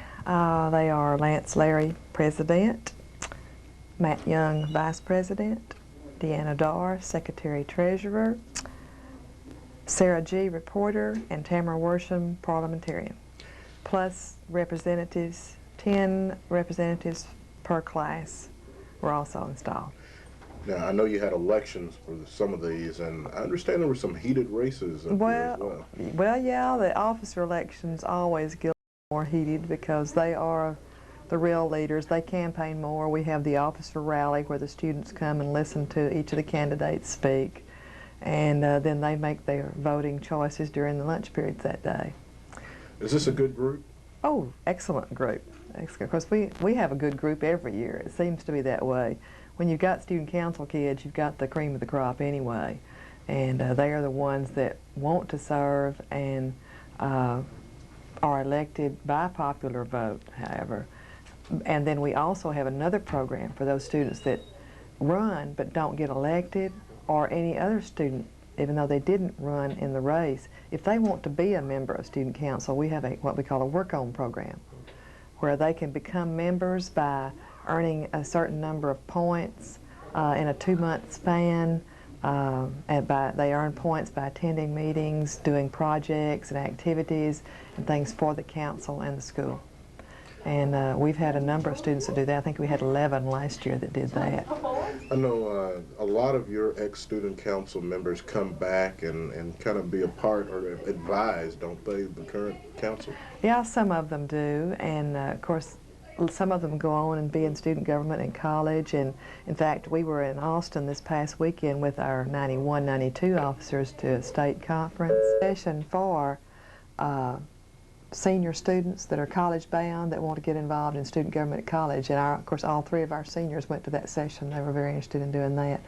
So I think, you know, we hope that student council provides some training for students to be leaders. And because we need some leaders out in the business world and the community and everything. Cecil Savage, 18 Country News. For the next few days, we'll be previewing the state tournament in Austin, which is next week. Several Sulphur Springs athletes will be attending, including Julie Stone in singles tennis. Well, I'm really excited going there, my 3rd year. I was just getting ready for state and regional because I knew regional was going to be real tough this year because I knew a lot of the girls are in super championship and they're ranked, and so I knew it was really going to be tough, so I just practiced really hard this year.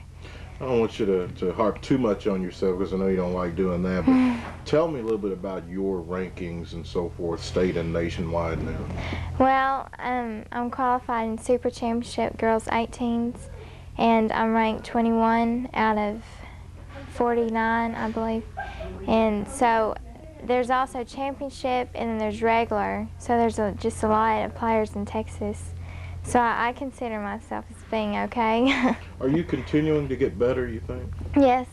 I've been working out in Tyler with some of my coaches, and they've been improving my game and trying to make me come in more and volley more, and to try to make me play doubles more instead of just singles, because I'm more of a baseline player instead of a net player, which I should practice more coming up to the net. How tough is it? How often do you go to Tyler, first of all, to work out? I try to go there at least 2 days a week, and during the summer I try to go there and for the camps and work out there most of the time. Is that difficult for you right after school, having to get your parents to drive you to Tyler? No, it's not. It's a lot of fun. You owe your parents a lot of credit, don't you? Oh, 'Cause yes. I know they have done a lot. Yes. My dad, I hit with him a lot because he plays tennis. And my mom, she'll take me anywhere, so yeah, they're really good parents. I want to take you back to the second day of the regional tournament. You played a match, I believe, at 9 a.m. And then another at 11:30, and you won both relatively easily, but how tough is that endurance-wise? I would have to say the 9 o'clock match was really tough for me because I was getting the nerves, and I knew I would win, but I knew she was real tough, so I tried mentally to keep myself into the match, not think about anything else, and just winning it. And the finals, I would say, is a little bit easier because it's a relief more like to me, because you get that first match in the morning over. So. Are there any girls at state that you have played before or are aware of? Well, Michelle Morris is going to be there, but I won't have to play her first round because she won her regionals. So I play the loser who she beat, and I don't know how she plays, but I'll just get ready for it.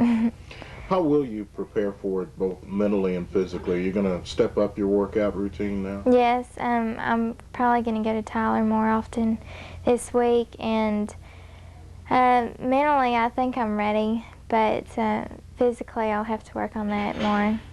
Was it really distressing to you to lose last year after coming so close? Does that motivate you to win it all this year? Yes, it seems like it has. Last year I wasn't too disappointed because I thought that I did really well to get second place, and Kelly, she was a good player, and I knew she was going to be tough, but I just thought I had a feeling that I could beat her.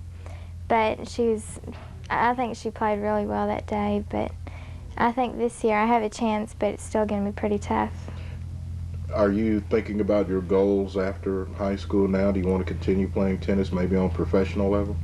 I don't know about that, but yes, I'll still play my ranking tournaments, and I hope to get a scholarship in colleges, and I hope to play in tennis in college. So those are basically my goals. Just from last week, of course, we talked about this a little bit, that she was a little bit nervous going into her final match with Katie, and she really played well, considering the fact that she was nervous. But she's just working so hard that it's really going to take a major breakdown, I feel like, before she loses a match on the way to state. Of course, the girls that we've seen out of the newspaper that are going to be there, there's several that have been there in the past, like last year, and Julie played one girl the opening round both years. She's going to be back. There's a lot of talent down there, but Julie's either beating them all or she's ranked ahead of them all, and the way she's improving right now, she's just head and shoulders above the rest of them. And she's only a junior. Right, she's got one more year to go, and in the fall she'll still be playing in the state ranking tournaments, the Supers 18s, but during the spring she'll be too old to play that, so that's all she's going to have to work for during the spring. She won't have any more of the junior tournaments, so it's real nice to know that she's got another year to go. We'll take a look at some of the other Wildcat state-bound athletes in future newscasts. Cecil Savage, 18 Sports.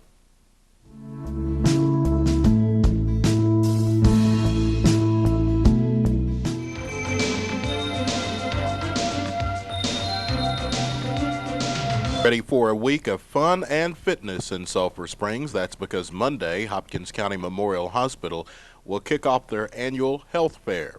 And Assistant Administrator Erica Lochner says the health fair continues to grow in popularity, and because of that, they've added some new programs. We're going to have our 5th annual health fair at Memorial Hospital, And this year we are talking about expanding the hours. So our hours this year are from 9 in the morning till 4 p.m. And we're going to have a special day for those working people on Wednesday, May the 13th, from 8 in the morning to 5:30 in the evening. You'll recognize as the same. We will have free cholesterol testing and blood sugar levels done. When you come to the hospital, it'll be in the main lobby.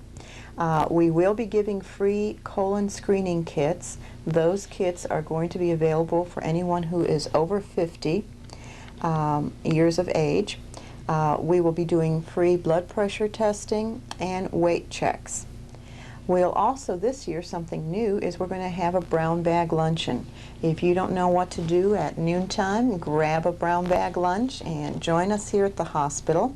Every day from 12 to 1, we will have a physician giving a lecture on a topic of interest that we have heard in the community that they'd like to talk about. To kind of tell you who we've got this year, on Monday, May the 11th, we're going to have Dr. White talk to us about cataracts. On Tuesday, Dr. Nielsen, our orthopod, is going to be talking about arthritis. And then on Wednesday, the 13th, Dr. James Longino is going to be talking about tetanus toxoid and children. While on Thursday, the 14th, Dr. Mitchell is going to be talking about our new weight management program and what you do about weight management control. And on Friday, Dr. Jones is going to be talking about preventive health concerns for senior citizens. Additionally, we'll have the whole first floor and some of the basement areas filled with all sorts of information and literature for you to take pick up on any topic you're interested. Of course, we're going to feature things on heart and lung, as we always do. Definitely we'll have literature and information on cancer detection and prevention. We'll have a lot of information from the Diabetic Foundation and Association on diabetic management. We'll have things from arthritis and elder care. We'll have organ and tissue donation. That's been a very interesting topic this year. You've read a lot about that in the paper. We'll also have information on living wills and have sample forms if you'd like to pick those up. Of course, we'll have people from the Department of Public Health, Human Services, and Public Safety here. We'll have our physical therapist, Sam Severe's department here, giving information out. And Dr. Martin, our anesthesia care, will be having information on anesthesia and pain management. Also, Glen Oaks facilities will be out here, and CASA. And that'll be all week, and there'll be tables out here for information that you can pick up. There are so many things. We could spend almost the entire day talking about the things that you have, but some of the other highlights, the helicopters will be here, the cardiac screenings, just a little bit of everything. Well, the nice thing is when you start seeing it in the newspaper and when you hear it on the different stations, we're advertising, we're going to have special screens. I do want to let the public know that some of our screenings are limited. Our physicians are donating their time, so they may only be able to give me 2 or 3 hours. You will have to come and register the day of the procedure in the nursing office right here across from the emergency room. Nancy Grimes, my secretary, has cards all made out for you. But to give you a quick rundown of what we have is on Monday and Wednesday, we will have carotid screening, and that is checking the flow of the blood to your brain. On Monday, I believe it's from 9 o'clock to 12, and on Wednesday it's from 8 o'clock in the morning to 12. Scheduling is limited. It'll be on a first-come, first-served basis. If they have a card, they'll be seen. Dr. Dietz this year again is going to offer hearing testing. That'll be Tuesday the 12th, and that'll be between the hours of 9 to 12. Again, it is limited scheduling. We also will have the Texas cardiologist from Dallas out here on Tuesday and Friday, and all day they will be doing body fat measurements for those of you interested in that topic. On Wednesday, we are going to, in addition to the carotid screens, have Dr. Sandin out here between 10 and 12, and he will be doing prostate screens for gentlemen who are over the age of 50. And we will have our respiratory care department, Anita Beasley's department from respiratory care, do lung capacity testing. For those of you who are a little bit short of breath and need to have that checked out, you might want to stop by.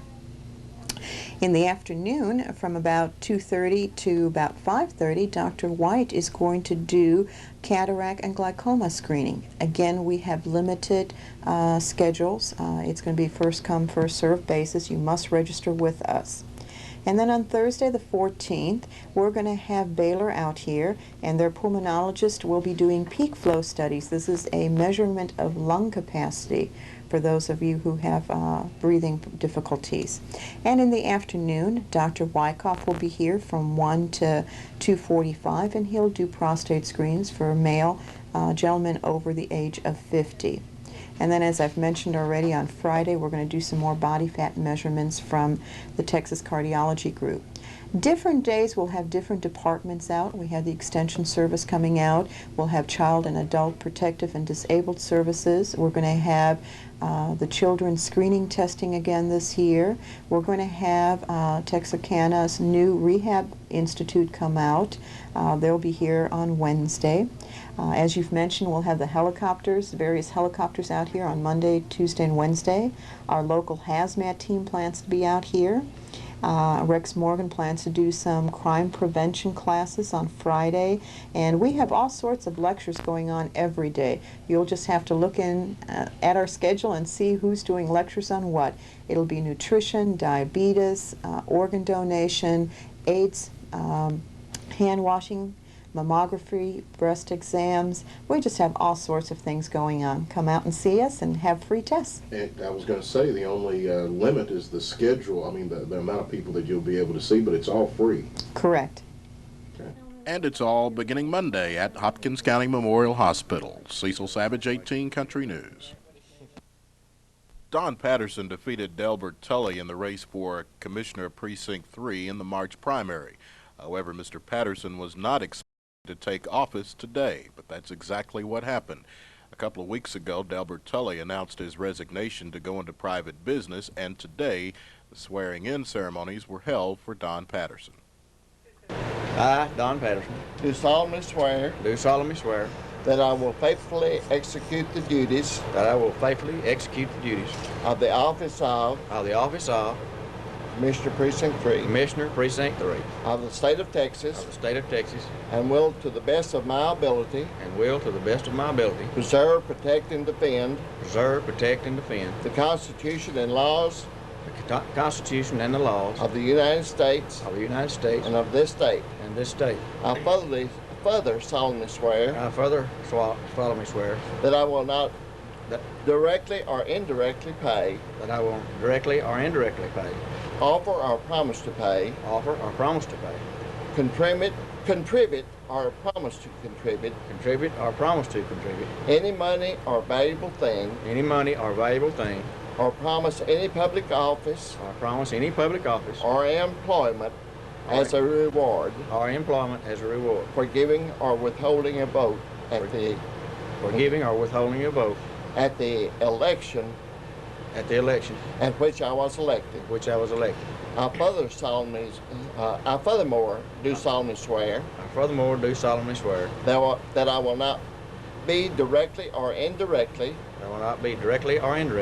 interested in any contract or claim against the county in which I reside, except such contracts or claims are expressly authorized by law, and accept such warrants as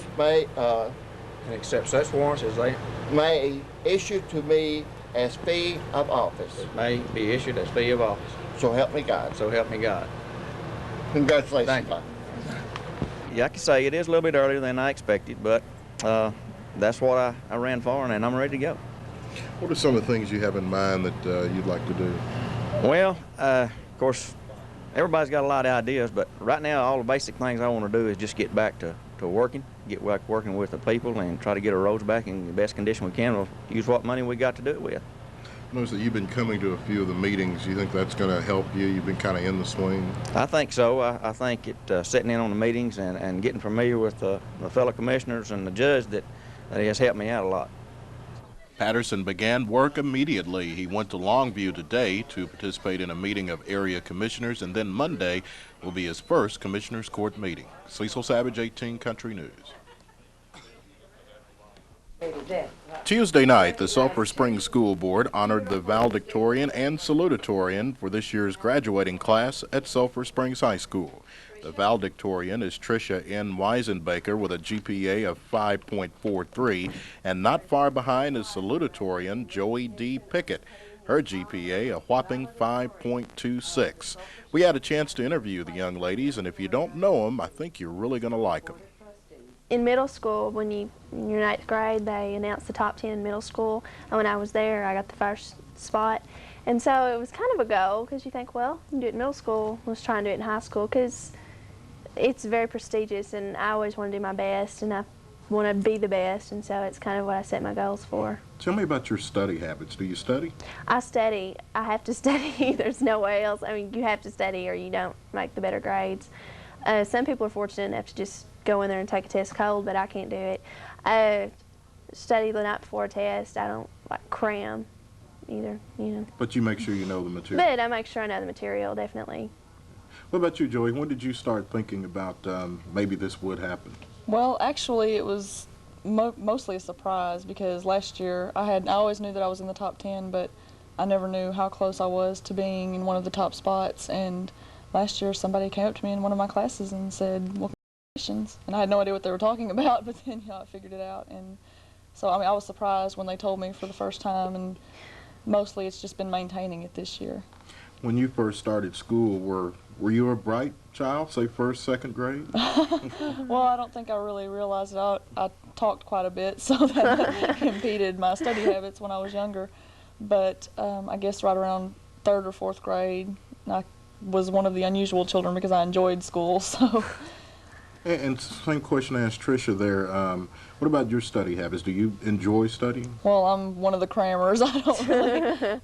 My studying, I don't actually like study quite a bit as far as, you know, like reading over the chapters and, you know, areas like that. But I do like quite a bit of homework, and especially English that we were talking about earlier. Great deal. I spend a lot of time, you know, reading, and as far as just, you know, keeping up homework, I do quite a bit of that. So is it a consensus that English is both of your favorite subjects? I enjoy English quite a lot. It's the work that I don't enjoy. But it's hard to pick a favorite because you obviously enjoy it because I'm taking AP English and AP Biology, and if I didn't like either one of them, I certainly wouldn't put myself through it. And I enjoy science a great deal. I love to learn about stuff. And English, I love the literature. What about you, Joe? Well, actually, I'm going to major in English when I go to college, so I guess like she said, you have to enjoy it to be in there and to be putting yourself through that. Mm-hmm. And it is, especially this year, we've been doing a lot of literature, and I love to read, and I don't think if I didn't have the class, I really wouldn't make time for myself to read as much as I do. Now, I'm going to put both of you on the spot, and be honest with me now, because this is high school's all over. From 1 through grades 12, was there any topic that you came close to failing or failed at one point? Never failed. Never failed. Never really came close. Okay, you fail an occasional paper, but like as far as making a bad grade in a class overall, then I suppose the largest collective group of bad grades I made would have to have been last year in chemistry. Yeah, chemistry. Chemistry I had low grades. I made my first B last year in chemistry the last 6 weeks. It was just... I came very close, low A. Was it the first B in high school or first B? In high school, as far as a report card grade actually went, and it wasn't really a shock because I knew I was not having trouble in that class, but it is a difficult class. Yes, and I think there's very much not a... Well, I'm sure there's a few kids in high school who would say that it's not a difficult class, but the general consensus is that it's difficult. Yeah. And when I was going to high school, we referred to intelligent people as brains. I know you've heard some of those. Nice stigmas there. Do some of the other kids refer to you as some of those things?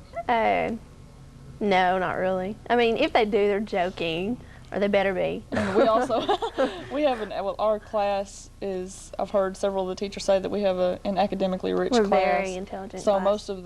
most of our friends are brains smart. too, so they don't really have any criticism that they could give without When you're being- younger, that's when people do that. The older you get, we like to think that we grow up a little bit. Wireframe glasses. Like she said, they'd better. They'd better not mean it. Well, I know that both of you are also involved in other activities, which I want you Yes. to tell me about. And do you think that helps, being more involved?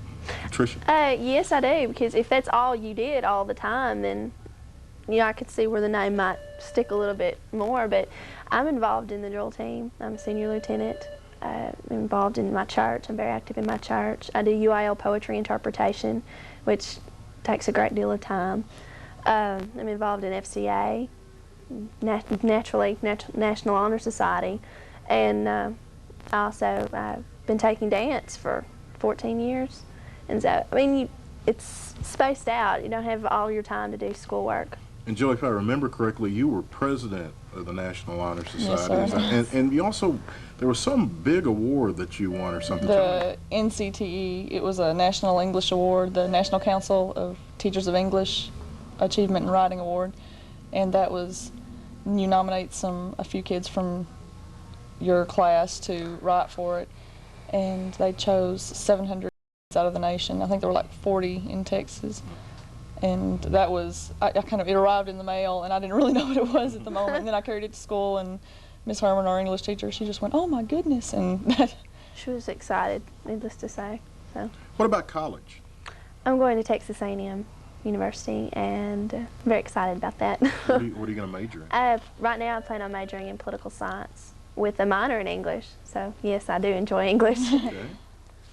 I plan on attending Southwestern University in Georgetown.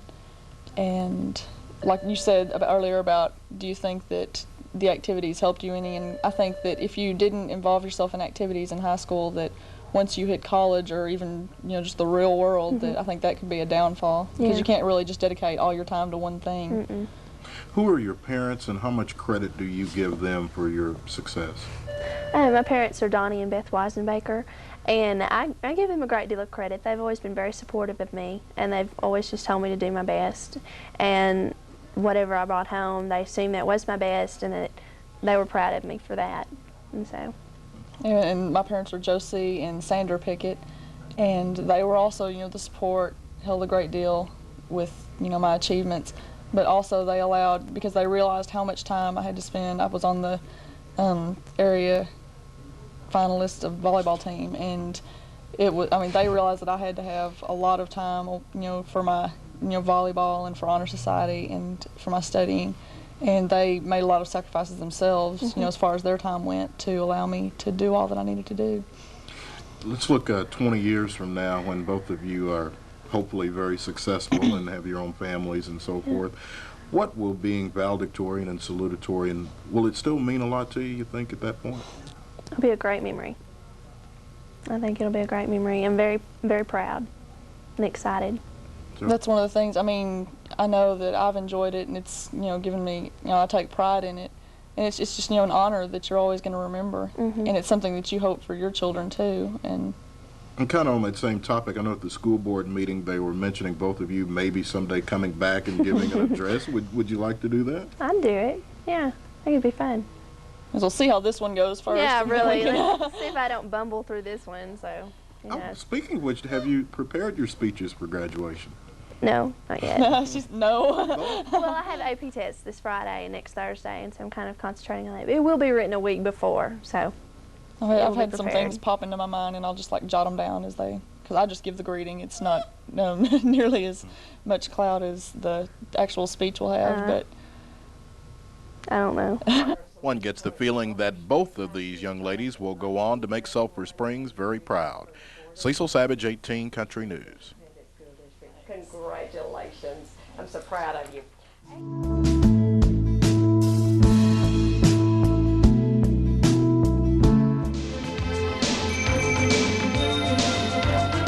Sulphur Springs High School Athletic Department honored their best last night, which is all of the athletes involved. It was the annual all-sports banquet. going to have a special tomorrow night on Channel 18 beginning at 7 o'clock, but tonight we thought we'd hit some of the high points. We'll begin with the big awards, the Forrest Gregg Award and the Fighting Heart Award. One lady has contributed her skills in basketball and softball, and one in volleyball and soccer. It is my pleasure to be able to introduce these two ladies. They're very special to me. Part of the reason is that I've got to coach them and teach them, but also work with them for the past 4 years as they're in my FCA huddle. The Fighting Heart recipients for the ladies, Brandy Sachs and Wendy Harris.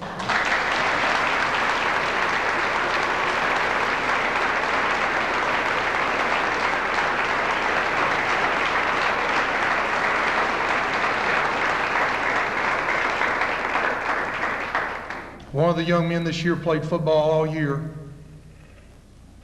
And at the end of the year, we found out that he was playing really with one arm.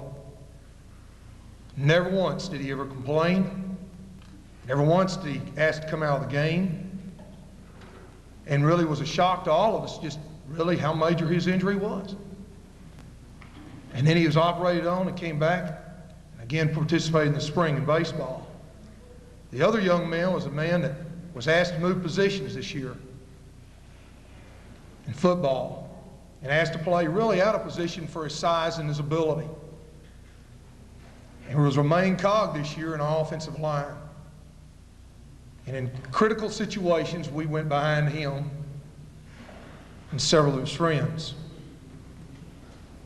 And then had great hopes in track. Last year he'd thrown 138 feet in the discus. We were excited going into the season, both he and I, because we felt like he had a chance to really compete at the district meet this year and possibly attain region. And set our goals that direction. And being the young man he was, he wanted to play baseball also, and he got out there in baseball and dadgummit broke his ankle going around first base. But I guess you all know who they are now, I've given it away. But I just wanted to tell you a little bit about these young men. The Fighting Heart Award for 1991-92 go to Ben Tessing and Shane Allison.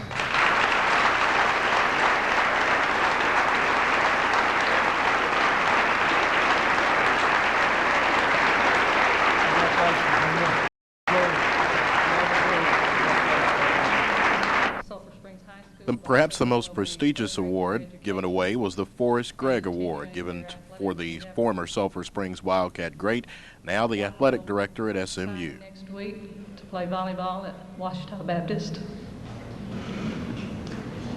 The other has many offers from various colleges, North Texas, Southwest Texas, Arkansas University. Several have courted her. She's not chosen yet. It's my pleasure to present this award because I have had the opportunity of coaching both ladies, one in volleyball and then I help out in track with shot and discus.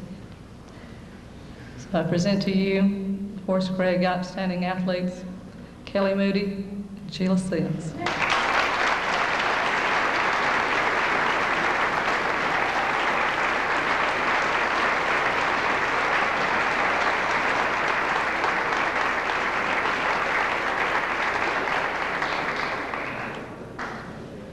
Very proud of all of our kids and very proud of this young man.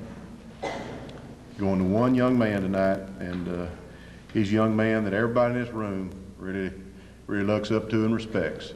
I don't bet there's not a one of you out there that doesn't like him and doesn't respect him. And for what he's done and what he has become and what he is and what he will be. Chris Wright.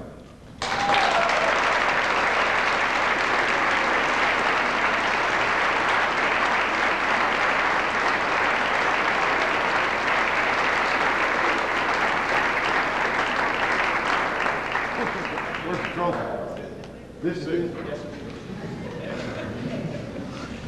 okay.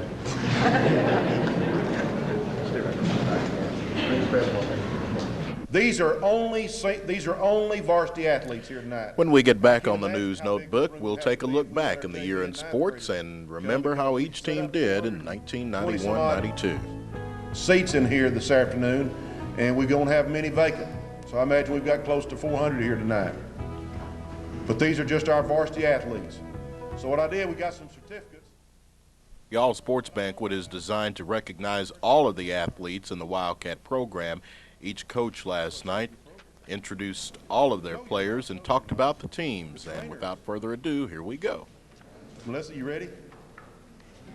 Have our trainer here, the world's greatest trainer, Mrs. Melissa Lassiter.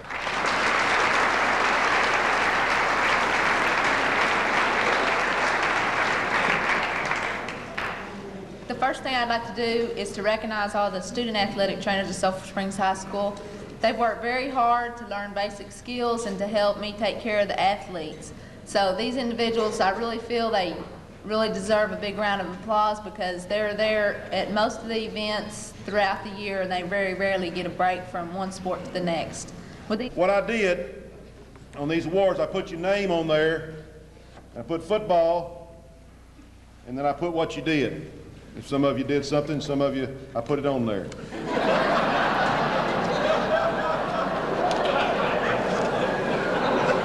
That didn't come out right, did it?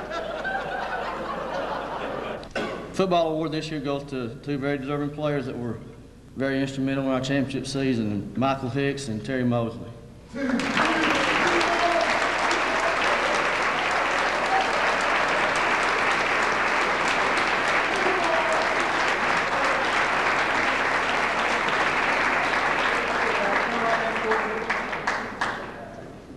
They posted a 23-6 season record, probably the best percentage of all volleyball teams coming through Sulphur Springs High School.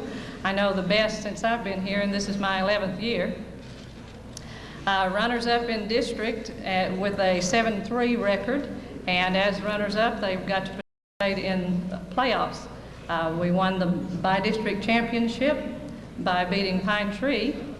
They finished their season in a close 3-game match against Lancaster in area competition. And if you've not figured out who the two recipients are, Kelly Moody and Wendy Harris.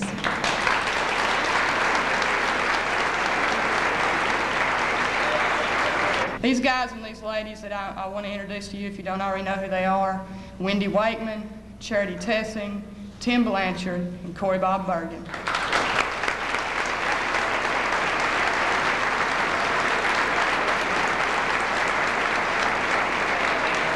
We had our first Sulphur Springs girls tournament here right before Christmas, and it was a tremendous success for all the teams who came. We had a really good time.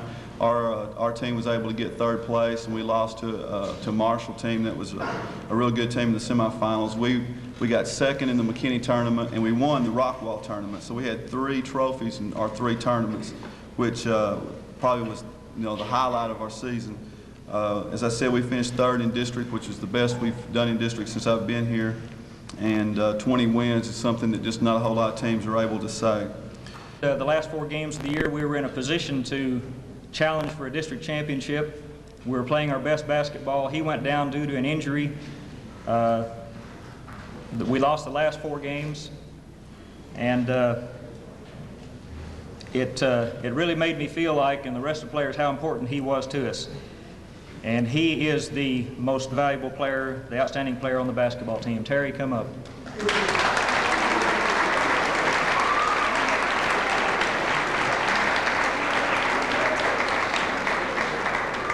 I only coached 1 year of soccer, and I just didn't know a whole lot. But I told him I'd try to do the best that I could do. And I like a challenge, and I knew that this was going to be one of the biggest challenges that I'd ever have coaching-wise. I just hoped that our soccer team was ready for a big challenge, and they were. And I just asked them to do a couple of things for me. I asked them to play hard and be patient because it was a learning experience for me, and they did those things. And I think we had a very successful record. We had the 2nd best record that we've ever had here since soccer's been at Sulphur Springs. We went 9-7-1, and we played real hard, and we got a lot of guys coming back next year. And I'm encouraged with that because next year they're changing the format, and 3 teams are going to be making the playoffs next year, and I think that we'll be one of those 3 teams. And he was not a selfish player. You know, like, he took that fine, and in many ways, I think that helped him have a lot better season. Because, in which, like, I talked to him and stuff, and then it just took some pressure off his back. And man, Eric had a great year, and Eric Thurman is MVP.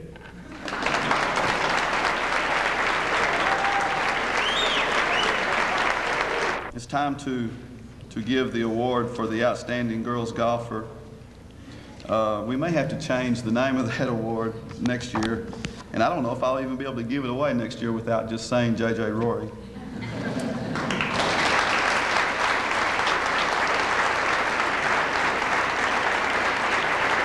The recipient of this year's golf award has been a 3-year member of the All-District team. He has been academic All-District for 3 years, and he epitomizes what high school athletics is all about. He has made the All-Region team for 3 years and was this year's district champ. He is leading us to our 2nd state tournament in 2 years. Blake Ladd. We started out the year basically in 3rd place. Our fall tennis came in 3rd behind Texas High and Mount Pleasant, and we steadily improved to the point where in the district spring tournament, individual tournament, we came in 2nd behind Texas High. And there were some good wins that we had at the district tournament that helped us to get past that one hurdle, to get past Mount Pleasant.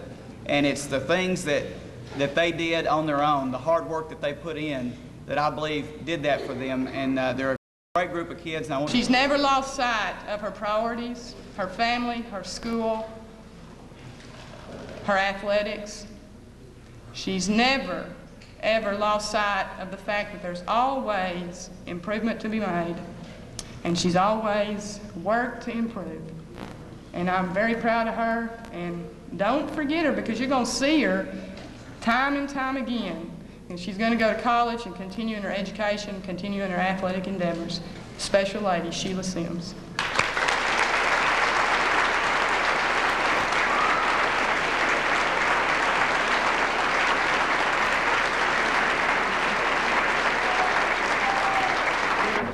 Our 2 MVPs for our track award go to, first of all, Craig Vaughn, 3-time district champ in pole vault, 3-time regional qualifier, finished 3rd at region this year with a best of 14 foot.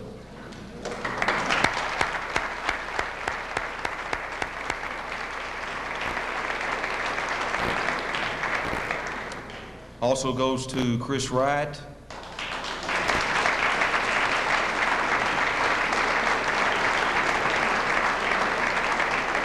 Chris broke the school record in 100 meters, broke the school record in 200 meters last year, was on the sprint relay when the record was broke 2 times, was a regional qualifier in the 100 meters and the 200 meters, and both of these seniors were a valuable asset to our program.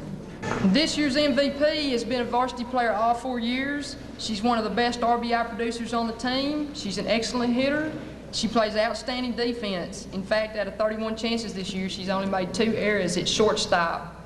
This year's MVP of softball is Brandy Sachs. Congratulations to all you young men, young ladies. Hope y'all When we come back on the News Notebook, it'll be a command performance at the All Sports Banquet. So, coaches, y'all line up here. I'm going to call them out. Y'all come up and get it from your coach.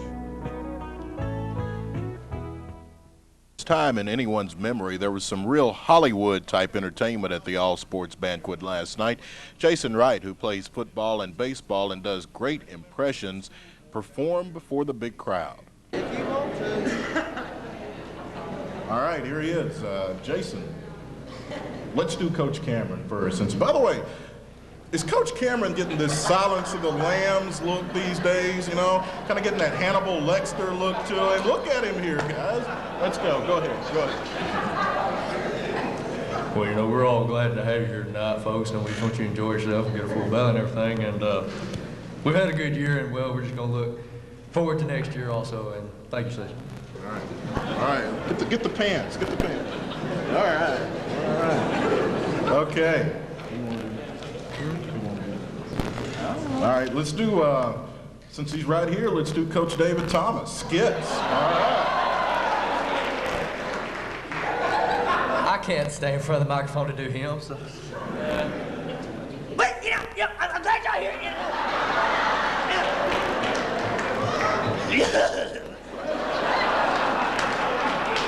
We had a good year. We got a good defense. We think we all coming back. We're gonna be all right.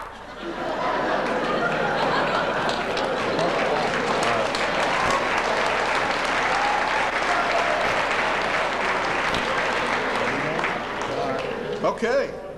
Lee Daniel, the man with the tie. Shoot, I ain't got nothing to say.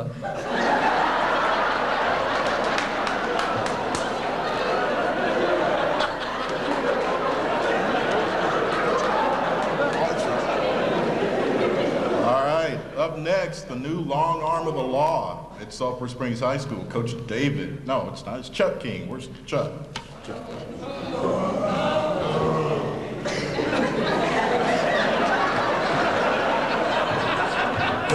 Y'all settle down now. You know, we got a lot of guys out here that really want to make have a good team next year, and they're fighting hard, they're executing, and they're doing what we ask, and so we're going to need y'all's support next year, just like we always have. Thank you.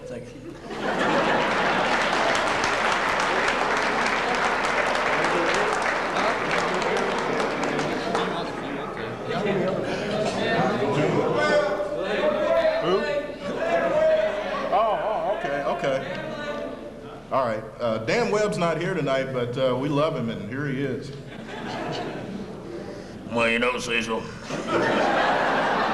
my time here was short and brief, but I learned a lot of things, and I think what I learned from Coach Cameron and his coaching staff is, one thing is that, you know, it takes desire, dedication, and the fire in your eyes to have a successful program. That's what I'm going to try to carry to Quitman. Thank you.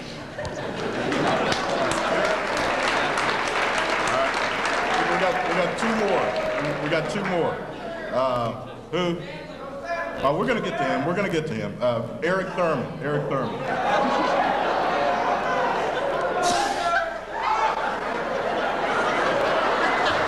Man, I tried the whole hard coach.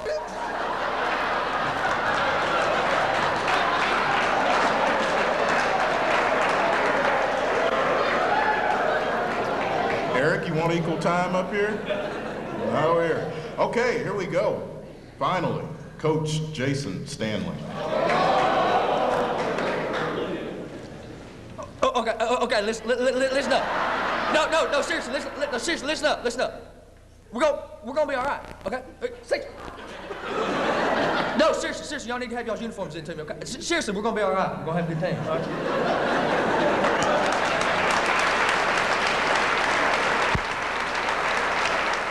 There was one very, very well-deserved and considered award presented last night by Coach Cameron.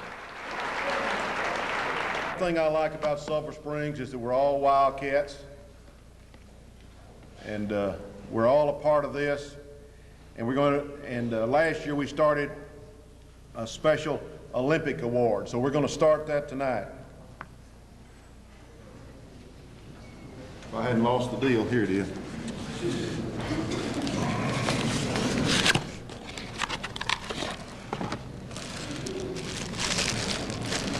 The Special Olympic Athlete of the Year Award at Sulphur Springs High School is Keith Millsap. So Keith, would you come forward, please?